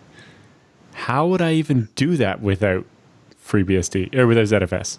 It would be, I would guess I would have made a whole bunch of separate RAID volumes. I don't think I would have trusted a hardware RAID card to do all of those at once, and they're spread across cards, so that wouldn't have worked. And oh my. No, I've definitely, well, in doing like I work through school, and so I got to do all kinds of fun stuff working through school. And working through school, I was definitely there when very large commercial arrays failed. And so I was there, I was definitely there to witness and or experience, companies that, not any kind of choice that I made, but it was, it's like, okay, our 12 drive, whatever, the controller crapped the bed. And and now it's like, do we get the exact same controller? Do we stock the same controller as a thing? The new controller won't import the old controller's volumes because that's only a relatively recent feature. Like being able to do that is kind of a new thing. And in early 2000s, it's like, oh, you don't have version 3 of that RAID card? Sorry, you're boned. Yeah, and it's like, oh, well, we haven't sold the version of the card you have for a couple of years now. Good luck finding one. eBay. Should have got that support contract. Yeah. Whereas, all the research data is gone. ZFS took that a step further and be like, oh, you need to move a pool between your Spark machine and your your AMD 64 machine. We can do that. Byte swapping's no problem. Was there a free version of Solaris before Open Solaris? Because I want to say that maybe I downloaded that and messed around with it, and then I think I did import that pool on another system later. I'm not sure. That's been so long ago. Yeah. So there definitely was a Open Solaris version when Sun was still around. But I'm not sure about the name. Going back further than that, I don't know. Oh. Yeah, it was kind of those were the Wild West days. And at university, it was like, oh yeah, we got some Sun machines over here and some of this. And it's like, why don't you take this back to your dorm room? Nobody's using this. And it's like, well, okay, whatever. No problem here. So what would you say is your favorite feature of ZFS? Well, I mean, can there be just one? I mean, I don't know. I like how my favorite feature is that it is as robust as it is. I've pulled some information out of a ZFS pool that should have basically been at a point where it was like all the data is gone, it's completely written off. And the code, like I had to turn off some safeties in the source code and do some other really horrible things. But I got all the data back for somebody that I knew, and it really wasn't bad. Like, it was not a terrible experience. Like, I'm not a particularly gifted or experienced programmer, and I was able to look through the code, understand what it was doing, understand the failure mode, understand why it wasn't mounting the pool, understanding why it couldn't walk the tree, and then I was able to use the debug tools, stuff like that, to pull that out. I've looked at the code for like ext2, and it's not really like, there's some stuff in there. It's It's been around for a while. I can't imagine doing the same. Necessarily better. Yeah, I can't imagine doing the same sort of process to be able to sort of, walk the tree and kind of figure it out with ext2. I've never had to. Maybe I would change my mind after I did, but I was really impressed with how robust and organized ZFS was, sort of during that recovery episode. And that was basically multiple drive hardware failure. And the pool was also completely full, like no free space at all. And it was still a recoverable situation. Yeah. I've not read any other source code that has that many ASCII art diagrams. Yeah. Well, it helps. This is easy to understand. Well, not easy, but yes. It's a pretty straightforward to understand. There was a talk Matt Aarons gave at the ZFS user conference a couple of weeks ago. And he was asked a bit about technical debt in ZFS. And he's like, well, in general, all the major technical decisions we made have stood up well in the last 15 years. There's a few bits of the code where we would like to improve it so that it's easier to understand and easier to work with and modify. But, as far as they're aware, there are no major, gnarly bits of code that are holding ZFS together with spit and gum kind of thing. I've got a Fedora box that has all of our video on it, and I've got the snapshot system tied to a script that is doing like 2 or 3 snapshots a day, and it keeps like a week's worth of snapshots, and then it'll keep less snapshots from the preceding week, and then it'll keep like the last 6 or 7 snapshots for the last 6 or 7 weeks, like 1 or 2 snapshots when you're talking 4 or more weeks ago. Mm-hmm. And that feature is really nice to not really have to worry about it or think about it, or it's like, oh, this thing that was deleted like 2 weeks ago, we didn't notice. And it's like, okay, let me just go click and get it back. And it's super easy to deal with those kinds of situations. And so that's really nice. Yeah. I use that except for snapshotting on 15-minute intervals to replicate data like the TrueOS package repository to many servers. So we have very frequent snapshots for that bit, and then we only keep the very frequent for like 6 hours, and then we drop off to every 6 hours, and then eventually 1 every 3rd day after it's a month old or whatever. I do have a success story too. Recently, there's a program that I support that deals. It's I don't really know how to explain it. It's an overly complicated interface for dealing with a bunch of text files, and the text files range in size from like 4 kilobytes to like 160 kilobytes. Oh. And I migrated about 800 or 900 gigabytes. There's 8 million files in total. And I migrated it from XFS, from a system that had been running for about 7 or 8 years, to a mirror, a ZFS mirror, and to walk through all 8 million files now. And it's on NVMe, so it went from spinning Rust to NVMe. Mm-hmm. But with the built-in compression, it takes 8 minutes to walk through all of the files across NVMe now, and it basically is a CPU bound. It's almost a CPU bound function. I mean, the NVMe is basically running it at almost probably like 70-80%, and the application can keep up, and it's really pretty amazing. It is astonishing how much faster, because I'd initially tried just like, okay, let's just keep everything the same and move it over, because it uses some of the extended attributes that XFS has, but it was actually really easy for me to translate the program from using the XFS extended attributes into something that would be compatible with ZFS, for marking the files and saying this file has gone through this process and that kind of thing. Yeah, like 8 minutes. And it's mind blowing that it's that fast, and the compression ratio is probably also a big plus. The the compression ratio is like 2.35 to 1 or something, and I didn't even tune that. I think that's still like the default compression, which I guess is LZ compression. Yeah, LZ4, yeah. That's usually what you want because it's the fastest. But that, and then now that we have the keeping stuff in the ARC compressed, including metadata, I imagine with that feature, that'll get even faster because you'll be able to store that much more of the metadata for your 800 million files in RAM. And you know what's the only thing that's faster than an NVMe is RAM.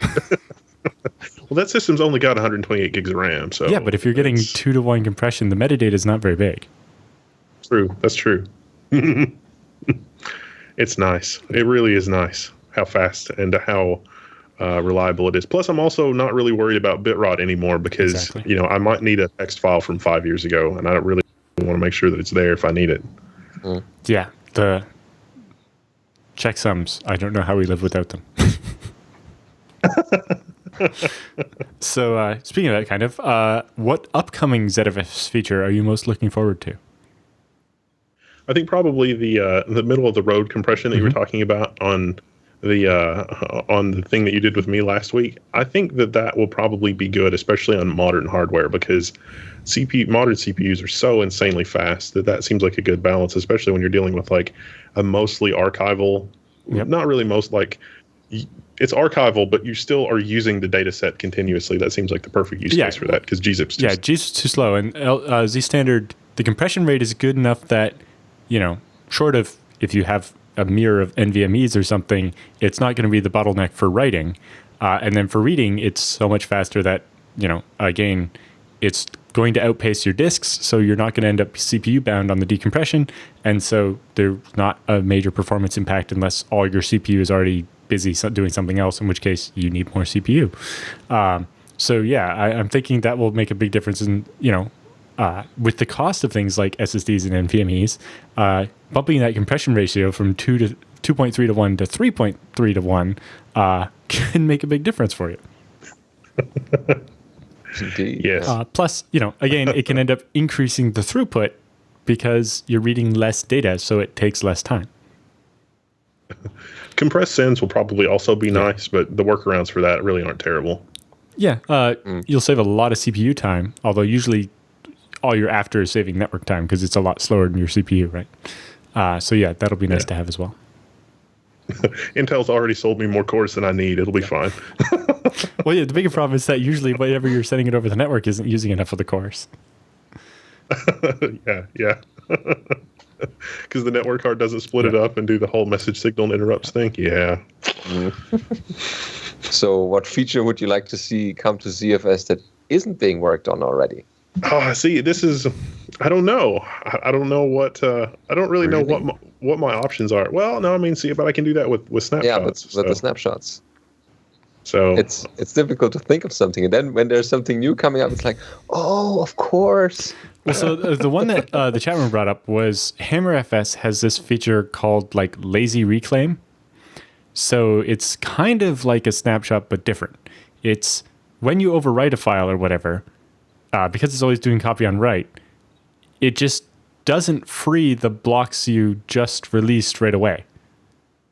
Right? So you actually keep the old versions of files for a number of minutes until its cleanup operation happens and it frees up those blocks to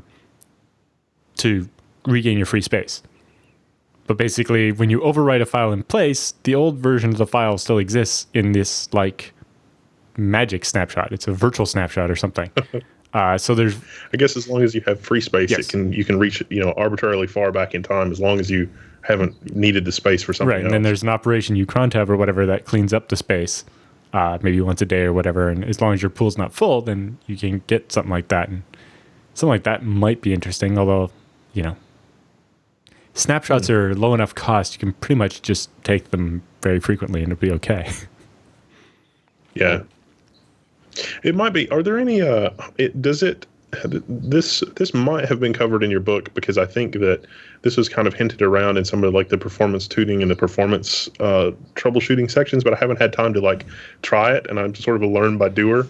And that is there enough performance metrics or performance logging or whatever that if you create a data set, and like if let's say that you accidentally created a MySQL data set and you've got the wrong record size, that you could look at metrics later and be like, oh, the metrics for this are I created this data set incorrectly because it's asking for a lot of very small writes, but my record size is larger than it needs to be. So dtrace could tell you on that Solaris probably. and FreeBSD, you could just use dtrace to look at the size of the writes going to the pool, and it would basically create a histogram of those, and you'd see they're all on the 16K mark, and your record size isn't, and you'd be like, oh, whoops. But some more stuff like that, I think, would be interesting. Just even just somehow logging when it does a lot of the read, modify, write cycle, like the write amplification. It's like some kind of counter of just how often that's happening, and if it's too much, then do something about it. The CFS stats, maybe? Well, I'm imagining something that runs more like over time automatically, that I'm not necessarily going to do dtrace immediately.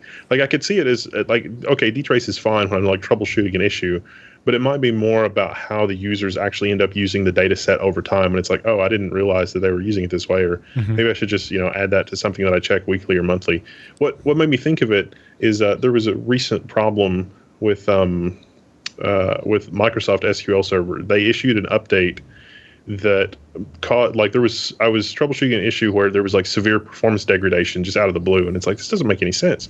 And it came down to an update from Microsoft that was aimed at improving performance on disks that had a 4K sector size, but the disks in the particular system I was troubleshooting only had a 512 byte sector size, and whatever that the software misdetected that it had 4K sectors when it did not, and so all of a sudden it's like the performance tanked, and it's like there was some option that had to be set somewhere.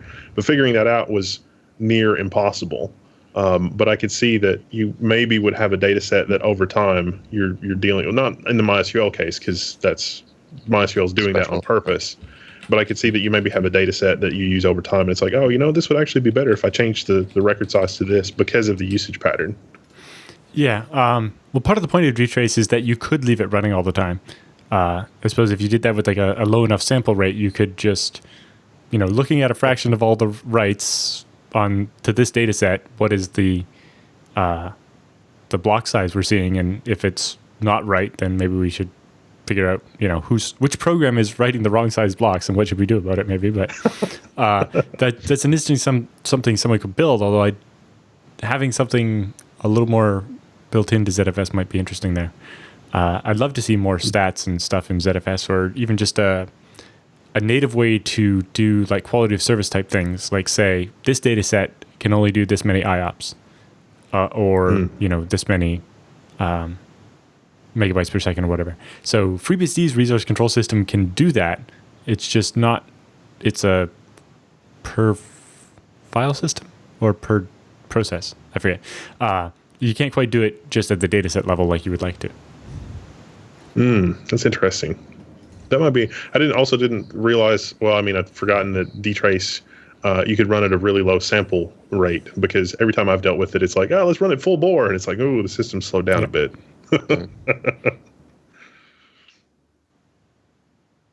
Yeah. Okay. So tell us a little bit about that big storage server you built that kind of cobbled together out of bits. I think the audience would be interested in that one. Give us stats. It's made from garbage. it literally where is. Everything starts. Yeah. It's like, okay, so we're doing this on a shoestring budget, but all video files are kind of large, as it turns out. 1080p, those are like 30 megabit, and the 4K is like 100, 150 megabit. It depends a little bit. It's a variable. And so I had an opportunity basically to get, it was an IBM NetApp that had been decommissioned, but it was like a backup storage pool, so it's only like SAS3, but it was 5 drive shelves, 2 terabytes each, and it had the drives had varying power on time, but we're talking about 18 months, give or take, of power on time. And also a Google search appliance was also decommissioned from another client, another project.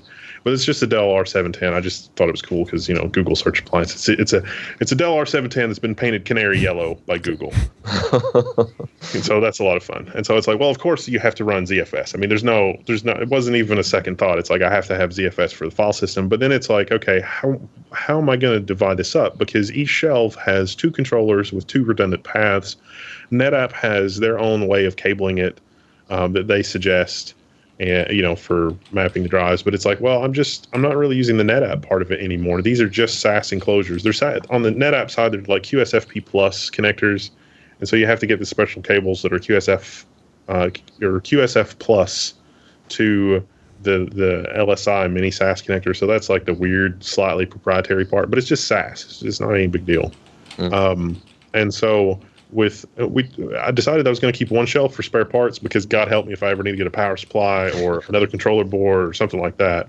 And so we did a lot of experiments with like, what is the best way to arrange the disks, given that we're mostly going to be storing video. I mean, speed is important. We want to be able to do an editing workflow that's basically like a proxy editing workflow. So we will take the raw 4K files and stick them on the network, and we want to be able to get to them kind of fast. I mean, the server's got a 10 gig Ethernet adapter in it, and so it's like we've got 2 machines we can do editing from. And what like the ideal editing workflow turned out to be to create low resolution proxies that are on local NVMe disks in the local workstation. And then when it comes time to render, the rendering application will go back to the original source footage on the ZFS pool. But it makes me feel good knowing that it's on the ZFS pool. Plus, also offsite backup and things like that are really easy on the ZFS side. Now, I'd originally planned to use FreeNAS because easy button, and I used FreeNAS 10 to beta, but it wasn't quite ready yet, so I switched to Fedora. So we're using ZFS on Fedora, which is a little bit DIY. But with Fedora, we also ran Docker containers and some other stuff. I mean, we could probably do all this in FreeBSD too, but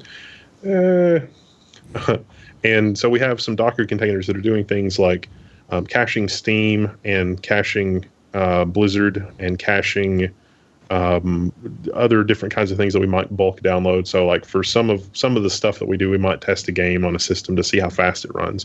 And so it's kind of nice having 10 or 20 terabytes of games cached on Steam transparently for the entire rest of the network just through DNS magic. And all that's on ZFS as well, different data sets.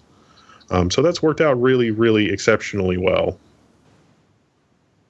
Yeah, should do some kind of write-up or performance benchmarking analysis or something after the thing is built completely and put together. It's put together now. I decided to turn it on one shelf at a time. So it's insanely way faster if you use there's 2 VDEVs per shelf. And it's insanely way faster if you use a bunch of them because there's 4 paths into the system, into the actual system. So it's 3 times 12 3 gigabit per second SAS channels into the chassis. So the performance varies a little bit, but we can saturate 10 gig Ethernet. And that's all we care about. Cool. Yeah, but if you do more VDEVs, you get more IOPS, right? Yeah.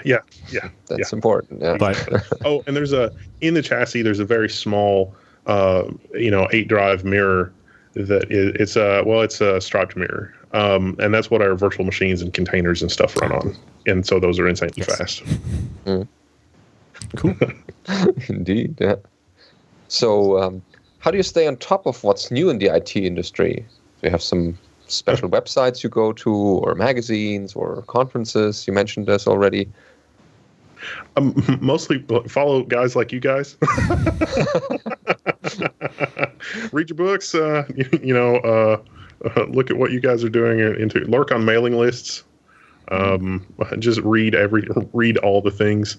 A lot of people bring us interesting stuff on the website, and I try to read all that. So mostly just a lot of reading and a lot of interesting stuff for what people are up to. The other interesting thing is that a lot of companies are getting more plugged into the whole, like Linux is not quite as weird, quote unquote weird, Linux and open source stuff in general. And so companies are a lot more willing to, like when Asus or Gigabyte put out a new motherboard or whatever, I'm usually one of the first ones to write them and say, hey, this thing doesn't work, or the ACPI tables are messed up, or I'm having trouble with IOMMU or whatever. And they've kind of gotten used to that. And so, but it's something that they take seriously now, which is really good, because I don't know that was true 5+ years ago. It's like, the Linux thing, whatever. But now it's like, a lot of people are running Linux, and a lot of people are and we've got customer base. And we've got the numbers to back it up. There are a lot of students and IT pros out there that are using open source for their stuff. I mean, on the Mac side, it's really funny. Windows 10 at this point has a more up-to-date Unix environment than OS 10. Like if you're talking about Bash and the Bash on Windows, I mean, something is wrong in the universe with that. And so a lot of people are tired of that. Some shifting going on. Yeah.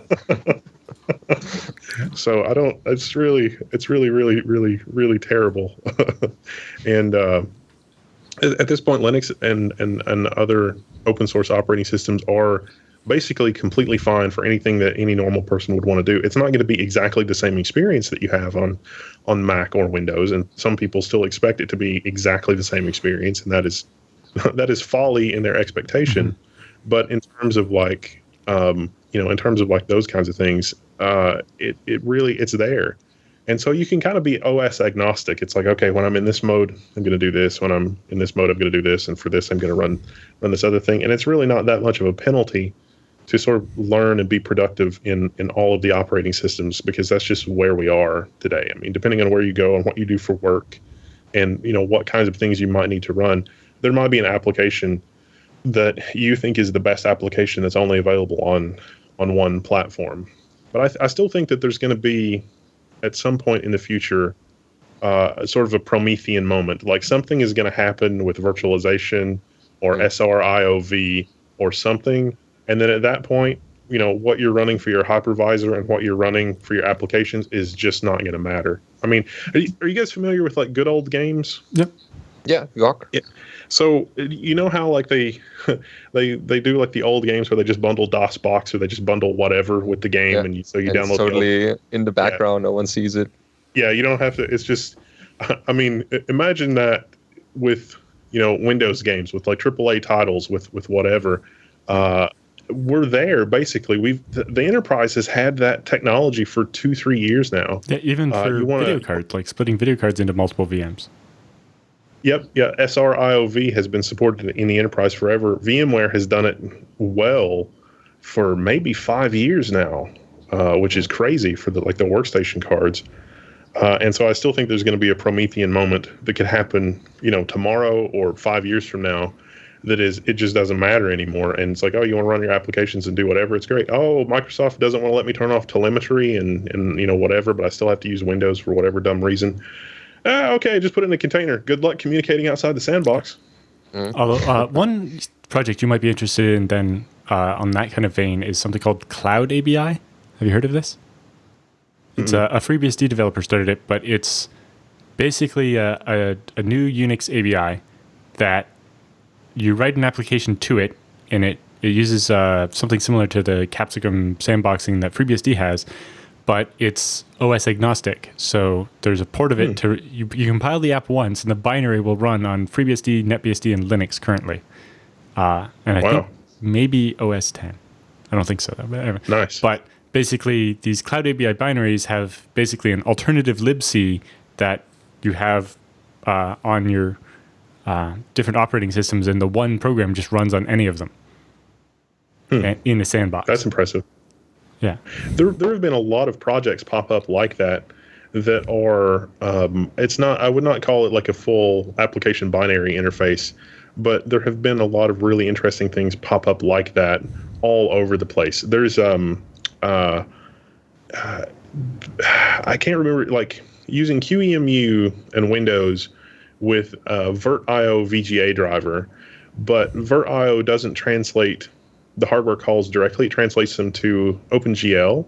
But VirtualBox has a DirectX wrapper, like they've implemented their own version of DirectX, but that replaces the calls that would normally be directly to hardware or something with calls to OpenGL. So you can combine this library from Wine with the VirtIO driver for DirectX and actually get a DirectX to OpenGL translation wrapper that actually works surprisingly well.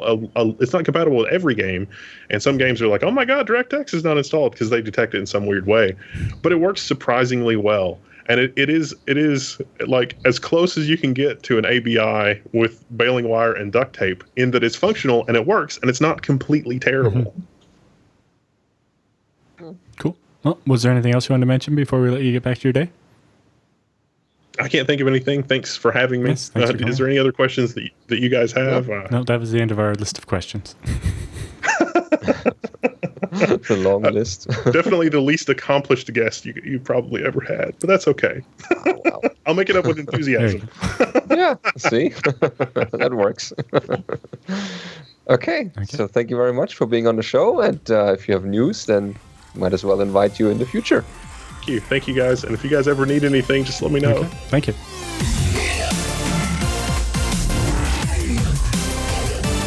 This week's episode is also brought to you by iX Systems. Yep.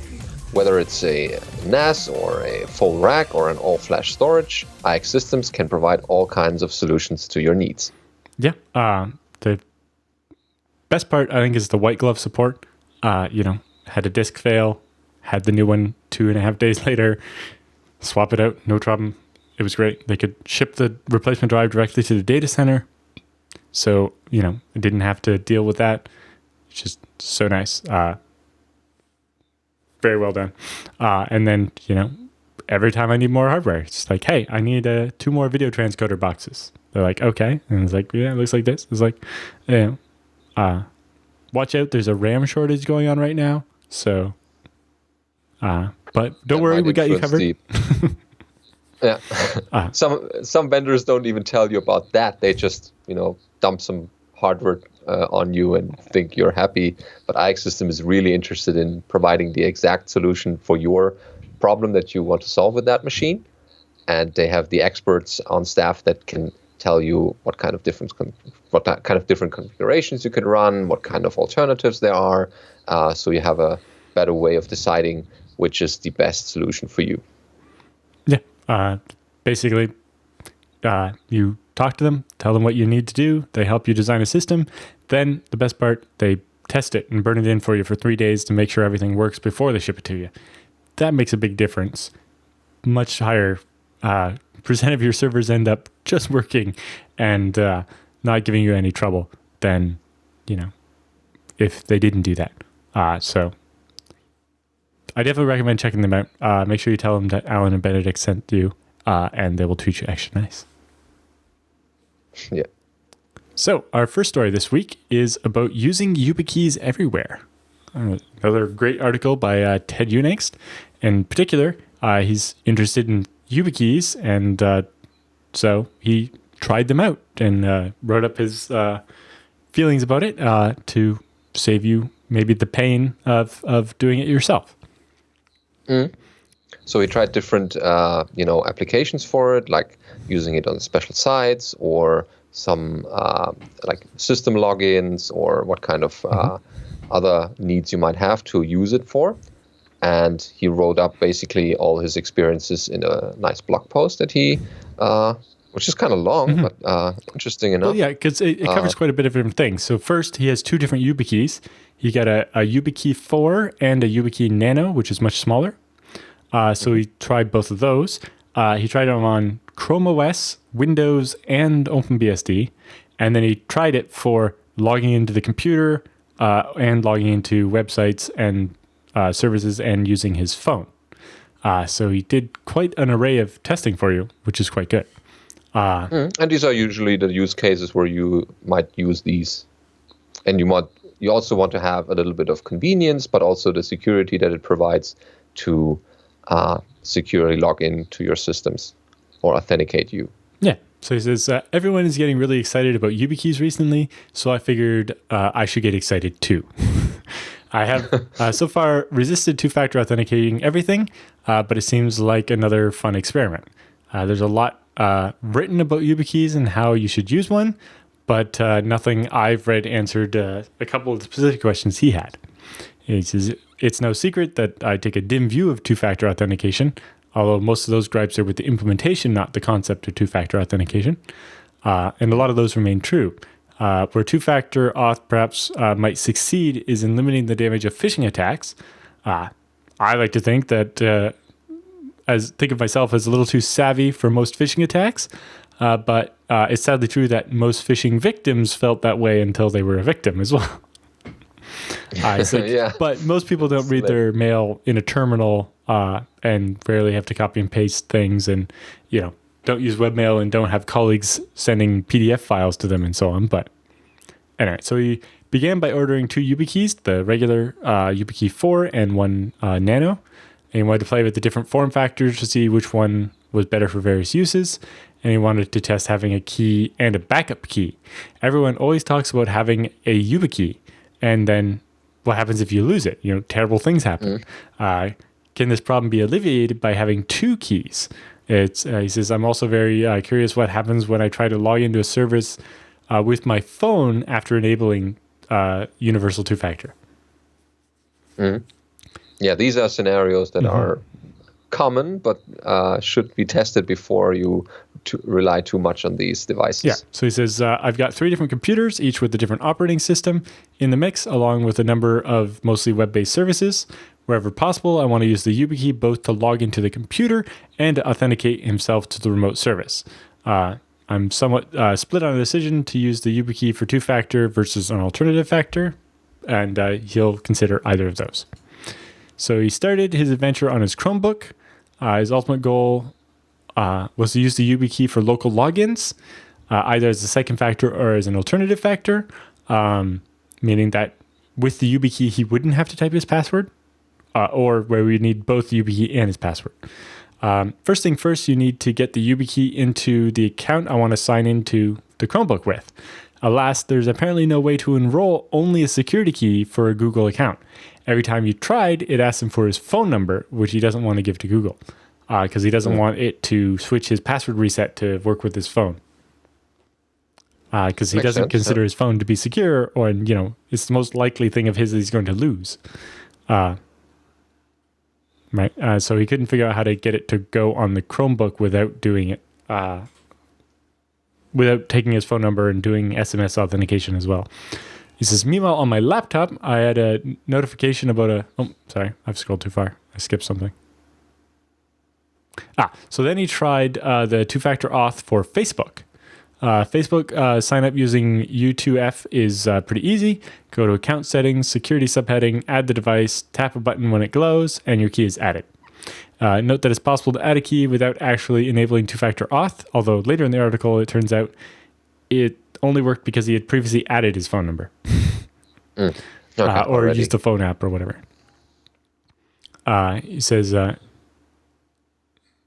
there's... you can still log in with only a password, but there's no way to log in with no password and only the USB key. He says, logging out to confirm that it would actually check the key and everything looked good, so he killed his other active sessions. Now with the phone test, it didn't go quite as smooth. He tried to log in. The Facebook app tells him that it's going to send him an SMS and to enter the code in the box, but Facebook doesn't have his phone number, so they couldn't send an SMS. But meanwhile, on his laptop, a new notification popped up saying, your phone's trying to log in. Do you want to allow it? And he allowed it.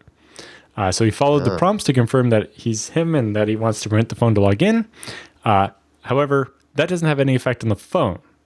He had to go back on the phone and then try to log in again. And then, after entering his password, it's like, your login was approved by your computer. You can go in. So everything works, but there's still some rough patches in the login flow. Back and forth. Ideally, the phone would more accurately tell me to visit the desktop site and authenticate that way. And, is that good enough? It's like, if you want to access it on your phone, you just can't now, right? He says the Messenger app also crashed after telling him that his session had expired, but upon restart, it borrowed the Facebook app credentials and was back in, and everything was fine. He says, later he logged out and in again on his phone with just a password because the approval process, I had selected the option to remember the device. This is somewhat confusing because the message appears in Chrome and refers to this browser, which is apparently talking about an app on his phone. Whoops. Doing it over, he would probably choose not to remember the phone. He says, I trust my phone, but if I log out of Facebook on my computer, it's for a good reason, and I want my phone to be logged out too. Right, yeah. So overall, Facebook mostly worked. He says, trying to configure Dropbox. Dropbox won't let you add a security key to an account until you've already set up some other mobile authenticator. He said he already had a Duo app on his phone, so he picked that. And after a short QR scan, I'm ready to add the YubiKey. He says, so the key works to access Dropbox via Chrome. Accessing Dropbox via my phone or Firefox requires entering a 6-digit code. There's no way to use the YubiKey in that 3-legged configuration. Okay. He also says, I don't use GitHub, but I know they support 2 factors, so try them next. Very similar to Dropbox, in order to set up the key, I must first set up an authenticator app. This time I went with YubiKey's own desktop authenticator. So instead of scanning the QR code, you type in a giant number on your Windows laptop, and it spits out an endless series of 6-digit numbers, but only while the YubiKey is inserted. I guess that is kind of what I want, although a 3-pound YubiKey is kind of unwieldy because you have to plug the YubiKey into the laptop and to use the desktop authenticator. He says, for the online service review, okay marks for Dropbox and GitHub, but he would prefer some means of enrolling only a YubiKey instead of using it as an alternative. Some incomplete UI interactions aside, Facebook seems to be implemented exactly what I want. I can log in with a key without needing anything else. For devices like my phone, this requires configuring a one-time or every-time approval from your laptop. Possibly cumbersome, but it's actually easier than typing the temporary one-time password tokens in, and less stressful since you're not racing a clock. Right. So hopefully these are true second factors and not actually single factors that can be used to perform a password reset. So for his next experiment, he noticed that Dropbox verifies your password before even looking at the second factor. He says, I have a feeling that they should be checked at the same time. No sense allowing my password guessing attack to proceed while I plot how to steal someone's YubiKey. In a sense, the YubiKey should serve as a salt, preventing me from mounting an attack against the password until I've gotten the YubiKey, thus creating a race where the victim notices their key is gone and revokes access from that key before they can brute force the password. So that's how he thinks it should work. If I know the password, the instant I grab the key, I have access.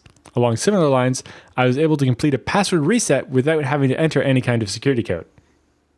So, apparently didn't need the YubiKey in order to reset the password, which is probably not good. Yeah, that's not your intention. Yeah, this is, in the course of writing this up, I went back and had another look at Facebook settings. He says, I also have a code generator installed there, which is yet another temporary one-time password implementation. He says, I must have set it up in the past and forgotten about it. He says, doing everything again, Facebook won't let me enable 2-factor without configuring a mobile app as a code generator. So the above is partially wrong. Anyway, still bonus points awarded for letting me use the authenticated desktop session to approve other logins. Ideally, these 3-legged setups would re-verify the U2F key is present before allowing you to authorize the phone. Facebook did allow me to approve my phone login without pressing the button on the YubiKey. I'm a little confused, though, how the Facebook mobile app generates login tokens for itself. I guess there could be a bug there, but in particular, he would like to be able to have his phone not logged in when he says go through an airport or whatever. But also, he's a little confused about the Facebook mobile app generates login tokens. He says, it could be a bug here where if you only have the mobile app generator and you log out of Facebook on the phone, how do you log back in order to run the token generator? Yeah. So Wonders if anybody's ever got locked out of their account that way. Yeah, not completely. Yeah, and he says, having my phone turn into a second factor is a big part of what he's looking to avoid by buying a YubiKey. I'd like to be able to take my phone with me, logged into some sites, but not all, and unable to log into the rest. All of these sites require some use of my phone or mobile authenticator, and that makes that difficult. I bought the YubiKey because it was cheaper than buying another phone. He says, using the YubiCode desktop authenticator seems like a way around this, but then you have the whole laptop. Yeah, you have to drag that around with you all the time. So then he shows configuring Windows to let you log in with the YubiKey. It mostly worked, except for you also had to create a PIN, and the PIN is not very long, and you can use the PIN without a password to log in, meaning that it's not very secure. He doesn't like it. And then he walks through the configuration of doing it on OpenBSD. So apparently this one includes a YubiKey OTP login support out of the box. There's the modules built in, although you still have to do some work to use it. And also, when you log in as username :YubiKey in order to tell it to use the YubiKey. Or if you're using something like Xlock that only asks for a password, you do YubiKey :password. And apparently his password is banana spray. I guess it's not its real password, but for this blog post. And he says, a few notes about the one-time password. As mentioned, the secret key is the real password. It's stored on whatever laptop or server you log into, meaning any of these machines can take the key and use it to log into other machines. If you're using the same YubiKey to log in both your laptop and a remote server, your stolen laptop can trivially be used to log into that server without the key, which doesn't seem like a good thing. Be mindful of that when setting up multiple machines. Also, the one-time password counter isn't synced between machines, meaning there is a limited replay attack. One extremely simple alternative is to continue using SSH keys, but program the YubiKey with a passphrase that unlocks the private key, thus tying access to the YubiKey. This isn't really a great idea, but I wanted to mention the static passphrase feature because it works with software crypto for decrypting the hard drive on his X1 Carbon as well. He didn't use the SSH key feature built into the YubiKey because it doesn't support the newer ED25519 SSH keys, and he just switched all of his keys to that and doesn't want to switch again. And he says only RSA keys are supported, although they claim they're adding some ECCP curves in the future. Yeah, which means you have to buy a new device, basically. He says, comparing the way OpenBSD and Windows do things, Windows is a little more transparent. The presence of the YubiKey is invisible, and yet I would like the OpenBSD way of allowing YubiKey to be the sole authentication factor. Some people use passwords. I prefer epic pass poems.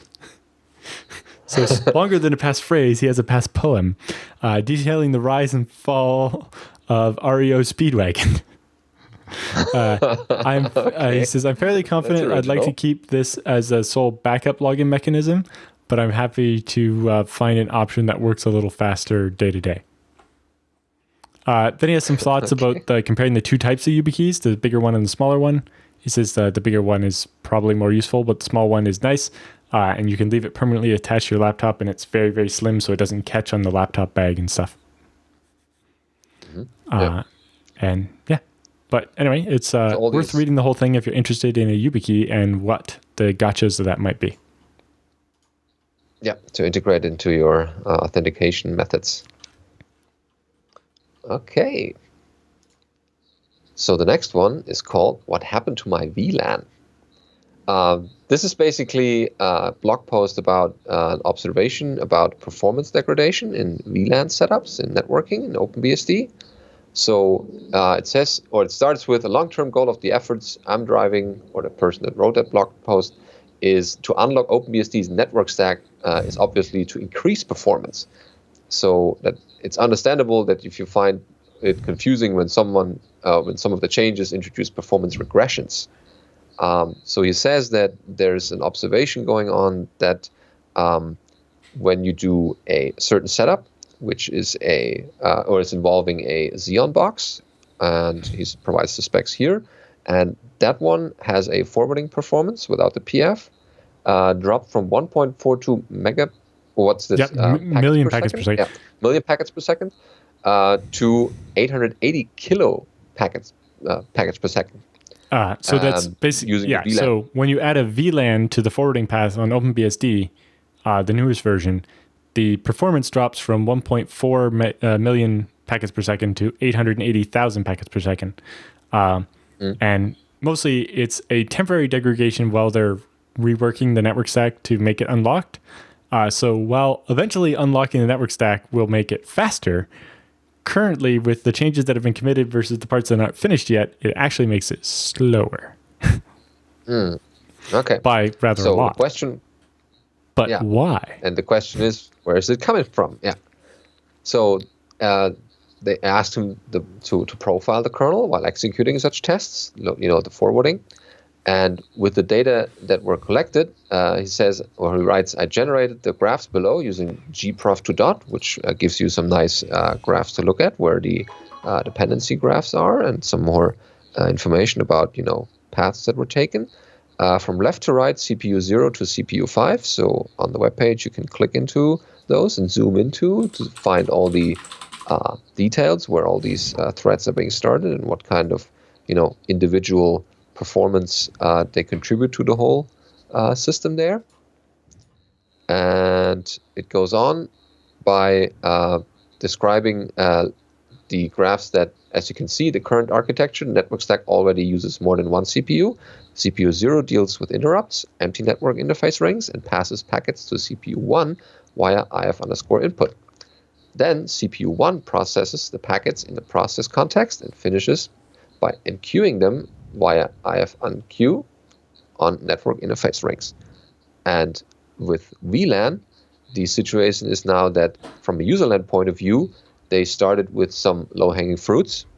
First of all, we can see the effects of the recent preempt change. Only CPU 4 in the first case and CPU 5 in the second case are executing syscalls. If I already showed you some similar graphs, you certainly remember that userland processes were jumping between CPUs.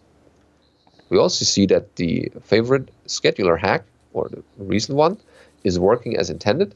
And since CPU 0 is not executing any syscall, even if has enough free time to do so. And then it goes on to describe the lost percents, where this is actually coming from. So the first measurements that were done were noticing, or the people who did this noticed that a drop of forwarding package of roughly 50%, which is already a lot. Well, yeah, that's especially when you add the performance overhead of doing the profiling. Right, that's also a part of the measurement that you have to do. So, however, when doing some profiling, he noticed that without VLAN, the machine could only forward 730K PPS. So gprof profiling has quite a huge overhead, as you can see on CPU 1. There's another graph there. dtrace. And with dtrace is coming into the equation here very well because it doesn't add the actual measuring overhead. Well, it does. It's just a lot smaller than that. Right. And it doesn't skew the measurements too much. So with VLAN, the machine could only forward 490K PPS. That's roughly only 2/3 of the measured plane performances. So let's assume that the number of packets forwarded per second is mostly bound to the amount of work CPU 1 can do processing such packets. In this case, we're looking for functions where CPU 1 spends between 1/3 and 1/2 of its processing time in the VLAN case.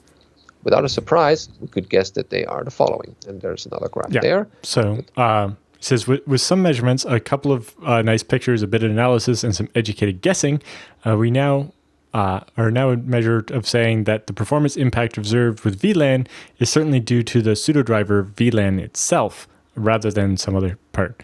But a decrease of 30 to 50% in performance is not what you'd expect from a pseudo-driver like VLAN that's not doing that much work. So it's originally heard that the reason for this regression was the use of SRP, which is I think that's the new routing thing they're using, right? I forget what that is. Yep. But by looking at the profiling data, it seems that the problem is actually the new queuing API. In the graph above, the CPU time spent in if input and if enqueue for VLAN is impressively high. Remember, in the case of VLAN, these operations are done for every single packet. When if input is being introduced and the queuing API did not exist, the putting and taking a simple packet onto or off of an interface queue was a cheap operation. Now it requires a mutex per operation, which is, in the case of packets received and sent via VLAN, means grabbing the mutex 3 times. He says, Yeah, that's the locking overhead. he says, I can't say if my analysis is correct or not, but at least it can explain the decrease in performance observed on the Xeon when testing multiple VLAN configurations.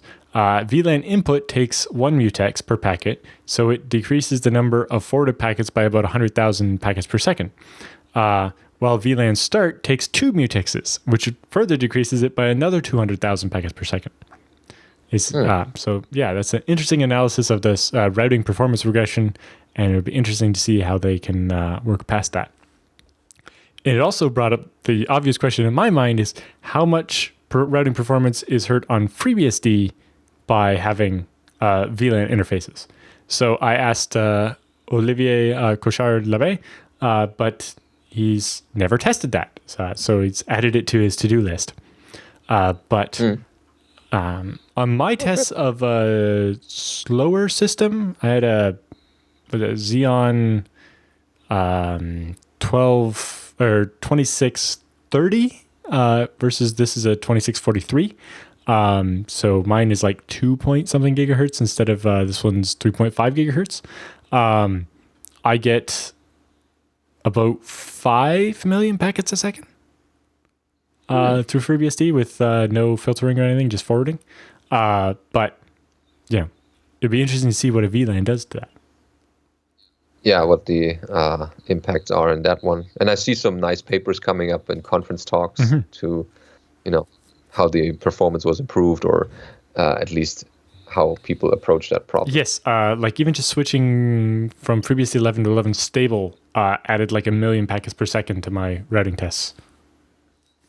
Quite a bit of improvement going on in that area in FreeBSD as well. So it'll be interesting to find out what the ultimate culprit is and what the fix is on OpenBSD. Okay, and our next story is another NetBSD story, which is about NetBSD, the first BSD introducing a modern process plugin framework in LLDB. So there's a blog post on blog.netbsd.org by Kamil Rytarowski. Close enough, I guess. A feature set, he writes, is a feature for debugging NetBSD applications without threads, has been merged with upstream LLDB. The number of passing tests this month has been increased from 267 of 12,035. So this is a plus 1,200, right? 10 times less, to a whopping 622. And this is a 135% increase within 1 month and approximately 50% of successfully passed tests in total. As usual, regular housekeeping of ptrace interfaces has been done on the NetBSD side. And during this month, he finished the needed native process plugin with breakpoints fully supported. In order to achieve this, he had to address some bugs and missing features and diligently debug the debugger, which is kind of a meta thing, sniffing on the GDB remote protocol line. And since NetBSD 8 is approaching, I have performed that. The also needed housekeeping on the base system distribution side. Nice. So that's something people might want to check out.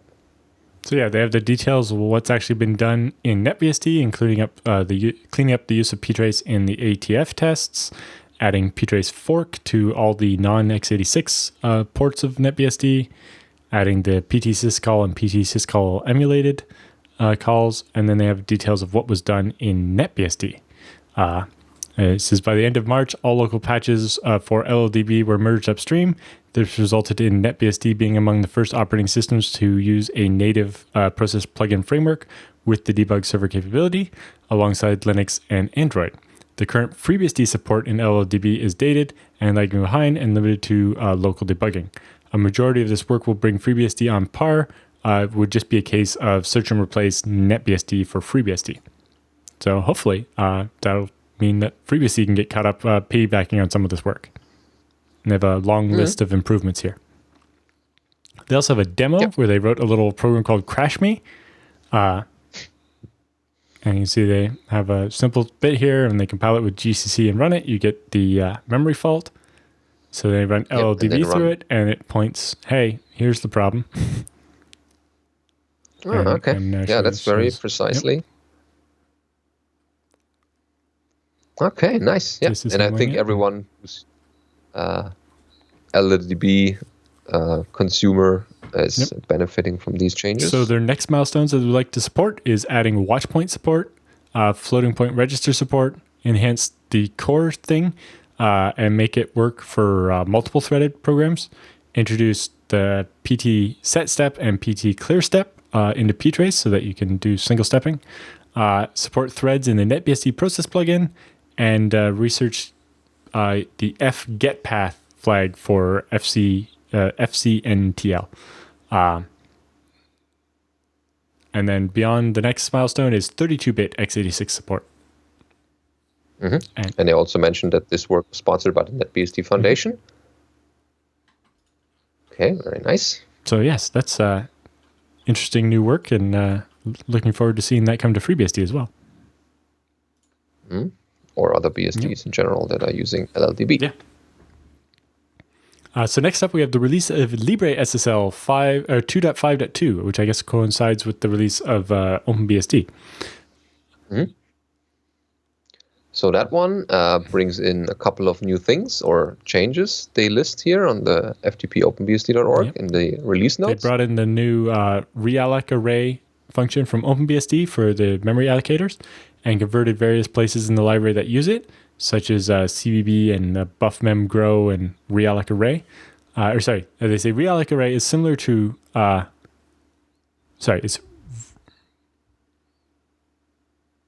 recalloc array is the new thing. It's similar to realloc array, but it zeroes out the memory first. C for clear. Yeah. Memory that becomes unallocated while shrinking or moving existing allocations is explicitly discarded by unmapping or cleared by writing zeros to it. So in addition to clearing the memory before you get to use it, it means if you reallocate the pointer and make it smaller, it zeroes out the data that was possibly sensitive in it that's getting removed, which can be quite useful. They also added some new root CAs to their list, including the Security Communication of Japan and the SECOM trust systems. Added EVP interface for the MD5 and SHA-1 hashes. Fixed the DTLS client feature when the server sends a certificate request. Corrected handling of padding when upgrading an SSLv2 challenge into an SSLv3 or TLS connection. Allow protocols and ciphers to be set on a TLS config object in libTLS, and improved Netcat's TLS handshake CPU usage and server-side error reporting. Okay, that sounds nice.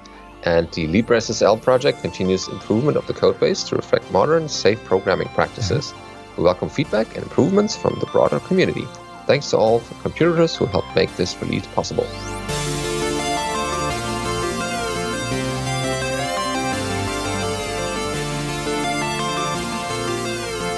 The feedback segment is brought to you by Tarsnap. Backups for the truly paranoid. Yeah, so if you're really paranoid about storing stuff in the cloud, then you might as well check out Tarsnap, your provider of the nicest and very well encrypted storage that you could have on the cloud or in the evil internet. Yes, so you have data on your hard drive and you want to back it up. You run Tarsnap, it reads the files, then it segments those files up and deduplicates them with stuff you've already backed up so that you don't have to send data you've already backed up to the internet. And then from that, it generates a list of unique blocks, the data that you haven't backed up yet. It then compresses that data, making it smaller. It then encrypts and signs that data with your private key that only exists on your machine and anywhere you've copied it. And then that encrypted and signed block is then sent and stored online. And you only pay for the bandwidth to send that encrypted block and to store that deduplicated data. So you can do your daily incremental backups, and you don't pay for backing up data you've already backed up. So Right. it saves you money that way. And now, when you want to get it back, you can pull it back down, but the data is just gibberish until you decrypt it with the key that never left your computer. Right. But And the whole remember, process is explained. that's the only website. key. So you want to make sure that you have a backup of that key, because otherwise, if the only copy of the key is on your computer and your computer crashes and you go to restore your backups and you're like, oh, I don't have the key. Well, Colin can't do anything for you. Tarsnap is secure, and that means never, ever, ever can anyone get your data back. So yeah, make sure you print out that key and store it somewhere safe so that you can recover it when your computer eats the data rather than if. Right. And there are regular, code checks about the Tarsnap code so that people can rest assured that everything that might be a bug is being fixed or has been, checked out by crypto people that know a lot more stuff about, making things secure and keeping everything together without any security holes in there.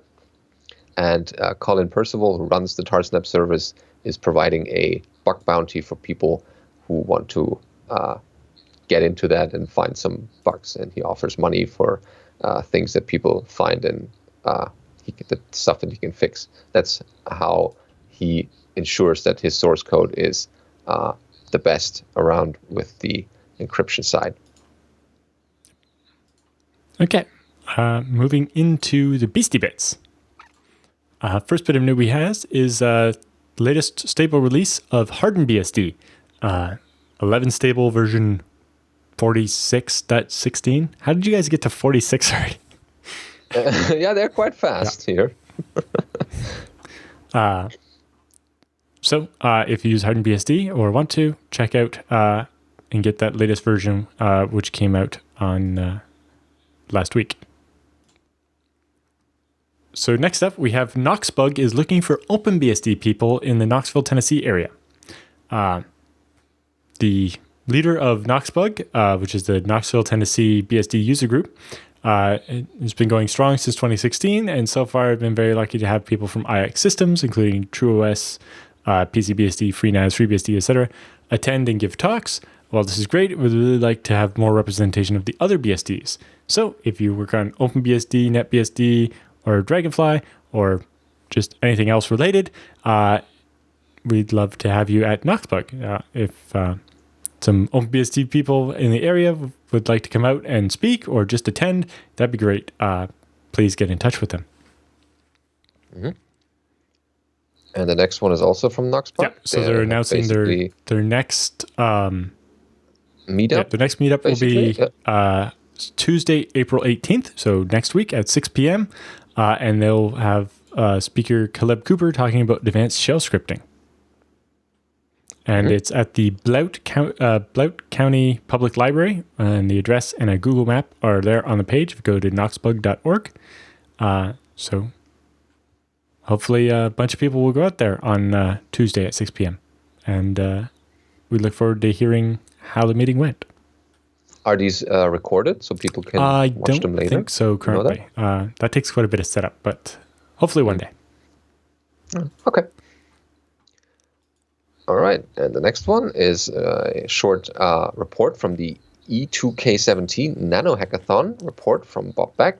So he basically put a bunch of, I think, up to 5 in total OpenBSD developers in his basement and had a little nano hackathon there to do some work that was, done on RelayD a little bit, and also a little bit about, OpenSSL work. So it's a small hackathon, but I think they got some stuff done in there. And he wrote a nice little article about what was done there and how it all went.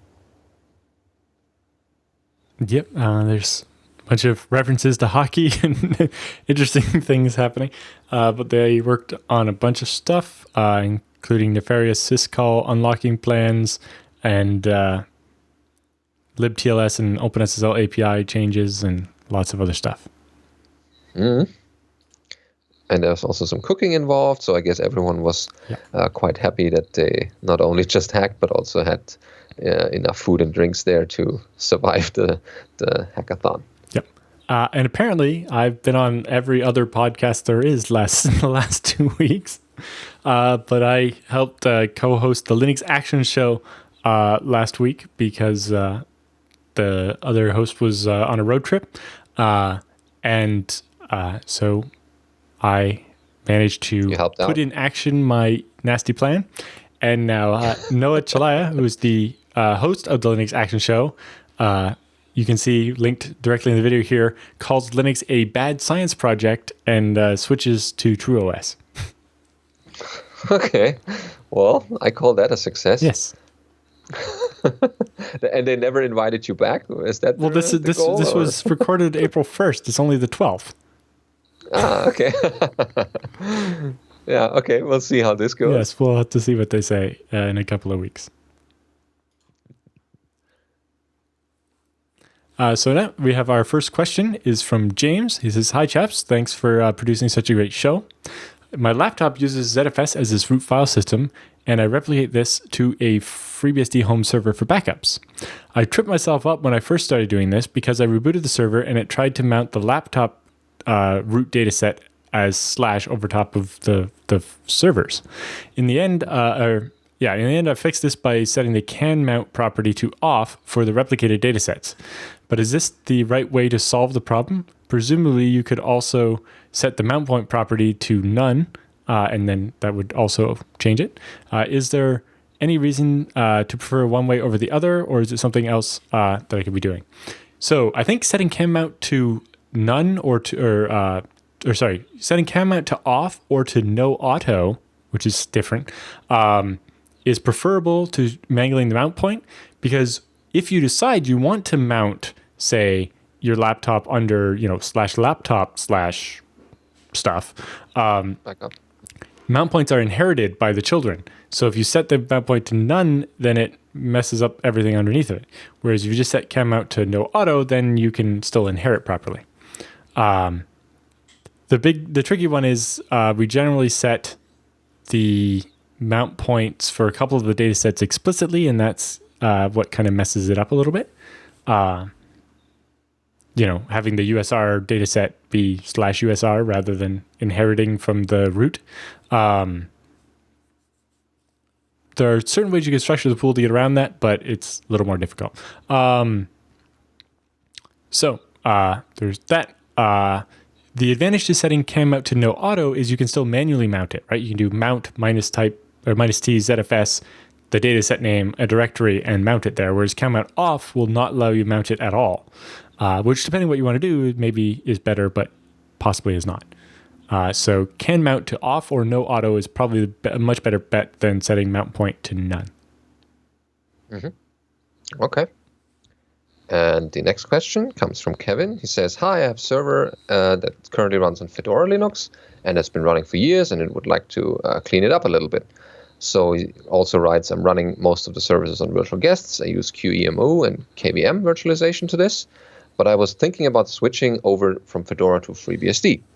I didn't find QEMU KVM port on FreeBSD, but I do know that FreeBSD has a Beehive hypervisor that Alan talks a lot about." Yes, he does, but not only Alan.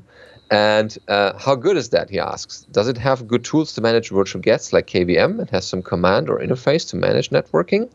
And can I use existing QCOW2 format disk images for guest machines, or do I have to convert them to raw format images or something? Sorry if this message got a little bit messy. Can you please let me know about your opinions, and maybe let me know where I can find good documentation and guides about Beehive if I should switch over to FreeBSD?" Yep. So Beehive is pretty good. The tools for managing virtual guests aren't quite as polished as the KVM ones, especially stuff for managing the network. It doesn't support the QCOW2 format. You'd have to convert it to raw. But FreeBSD also has Zen. If you're using Zen virtualization, then it does have all the tools and scripts and stuff, and they're all very nice, and it has all the network management stuff, suspend and resume, and live migration. It can use Q2 images and all that stuff. So because you're coming from KVM, Zen is probably a better approach than Beehive. Although Beehive works if you want a very light and secure hypervisor, Zen is a more featureful one if you need more of those features. Right.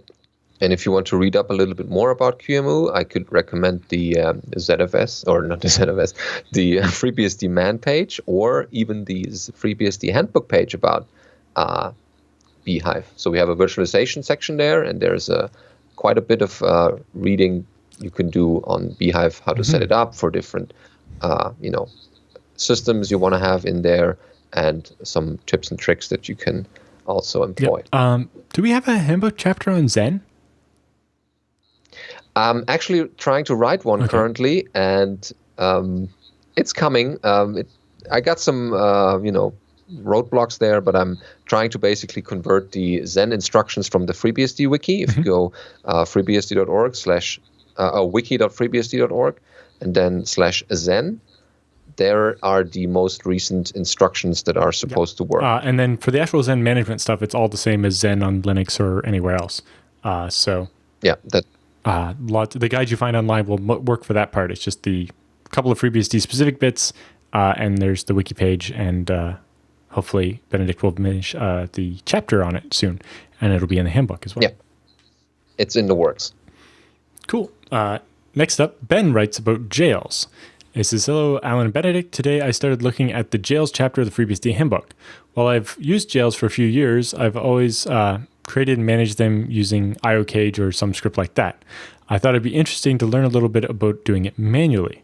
Reading section 14.3, creating and controlling jails, the handbook starts with the following. Some administrators divide jails into the following types: a complete jail, which resembles a full FreeBSD system; the service jail, dedicated to one application or service, possibly running with privileges, and so on.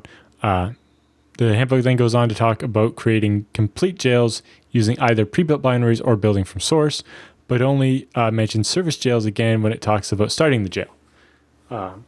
Is a service jail special in that it only contains the binaries and libraries of the service running in it?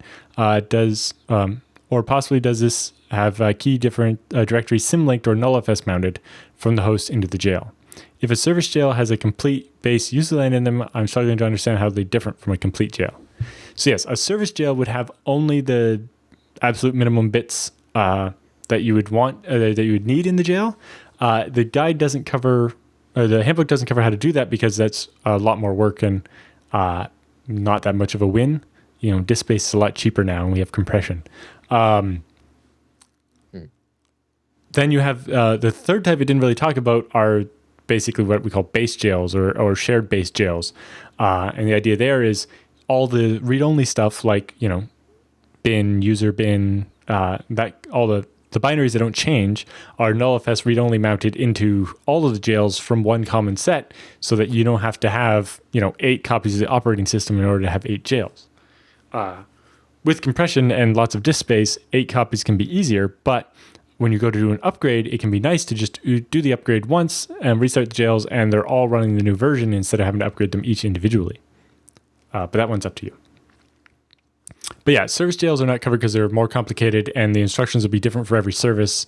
And getting into the nitty-gritty of how to decide which libraries you actually need and which ones you don't is a bit beyond the scope of the handbook. Yeah. If you would describe all these jail management frameworks, that would totally blow up the whole handbook section. But it's a start for people to, get a basic jail running, and also, find other management frameworks that are out there that people can use. Next question. Okay. So the next question is connecting to episode 187, I guess, where we had one submission about a Windows shop that was trying to move into a little bit more BSD land.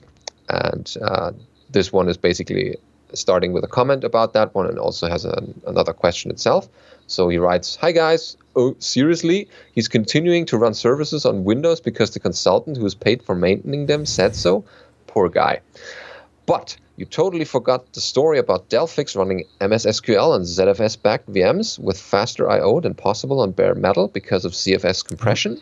Yes, we forget that, and it's a cool story, and showing the power of ZFS compression in a very business type way, because a lot of people are running MS SQL and are probably interested in these performance improvements. So Noel, or not, could just start by replacing the existing VMware installation storage with something like ZFS based, add some SSDs for L2ARC and ZIL. And wasn't there something about passing an iSCSI volume directly into a VM to improve the I/O latency? Also possible with ZFS, and yes, even Windows can boot from iSCSI.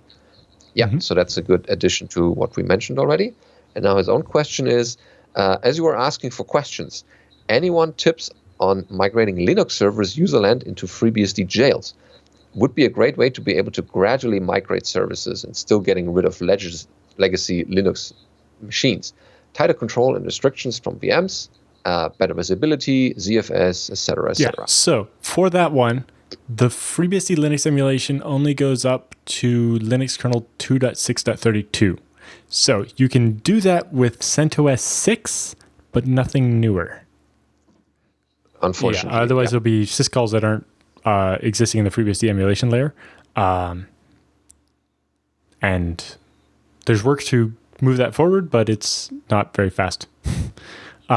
But yes, if you have CentOS 6 machines, you can just copy all the files into a directory and make a jail out of that directory, and CentOS will run happily on FreeBSD in a jail.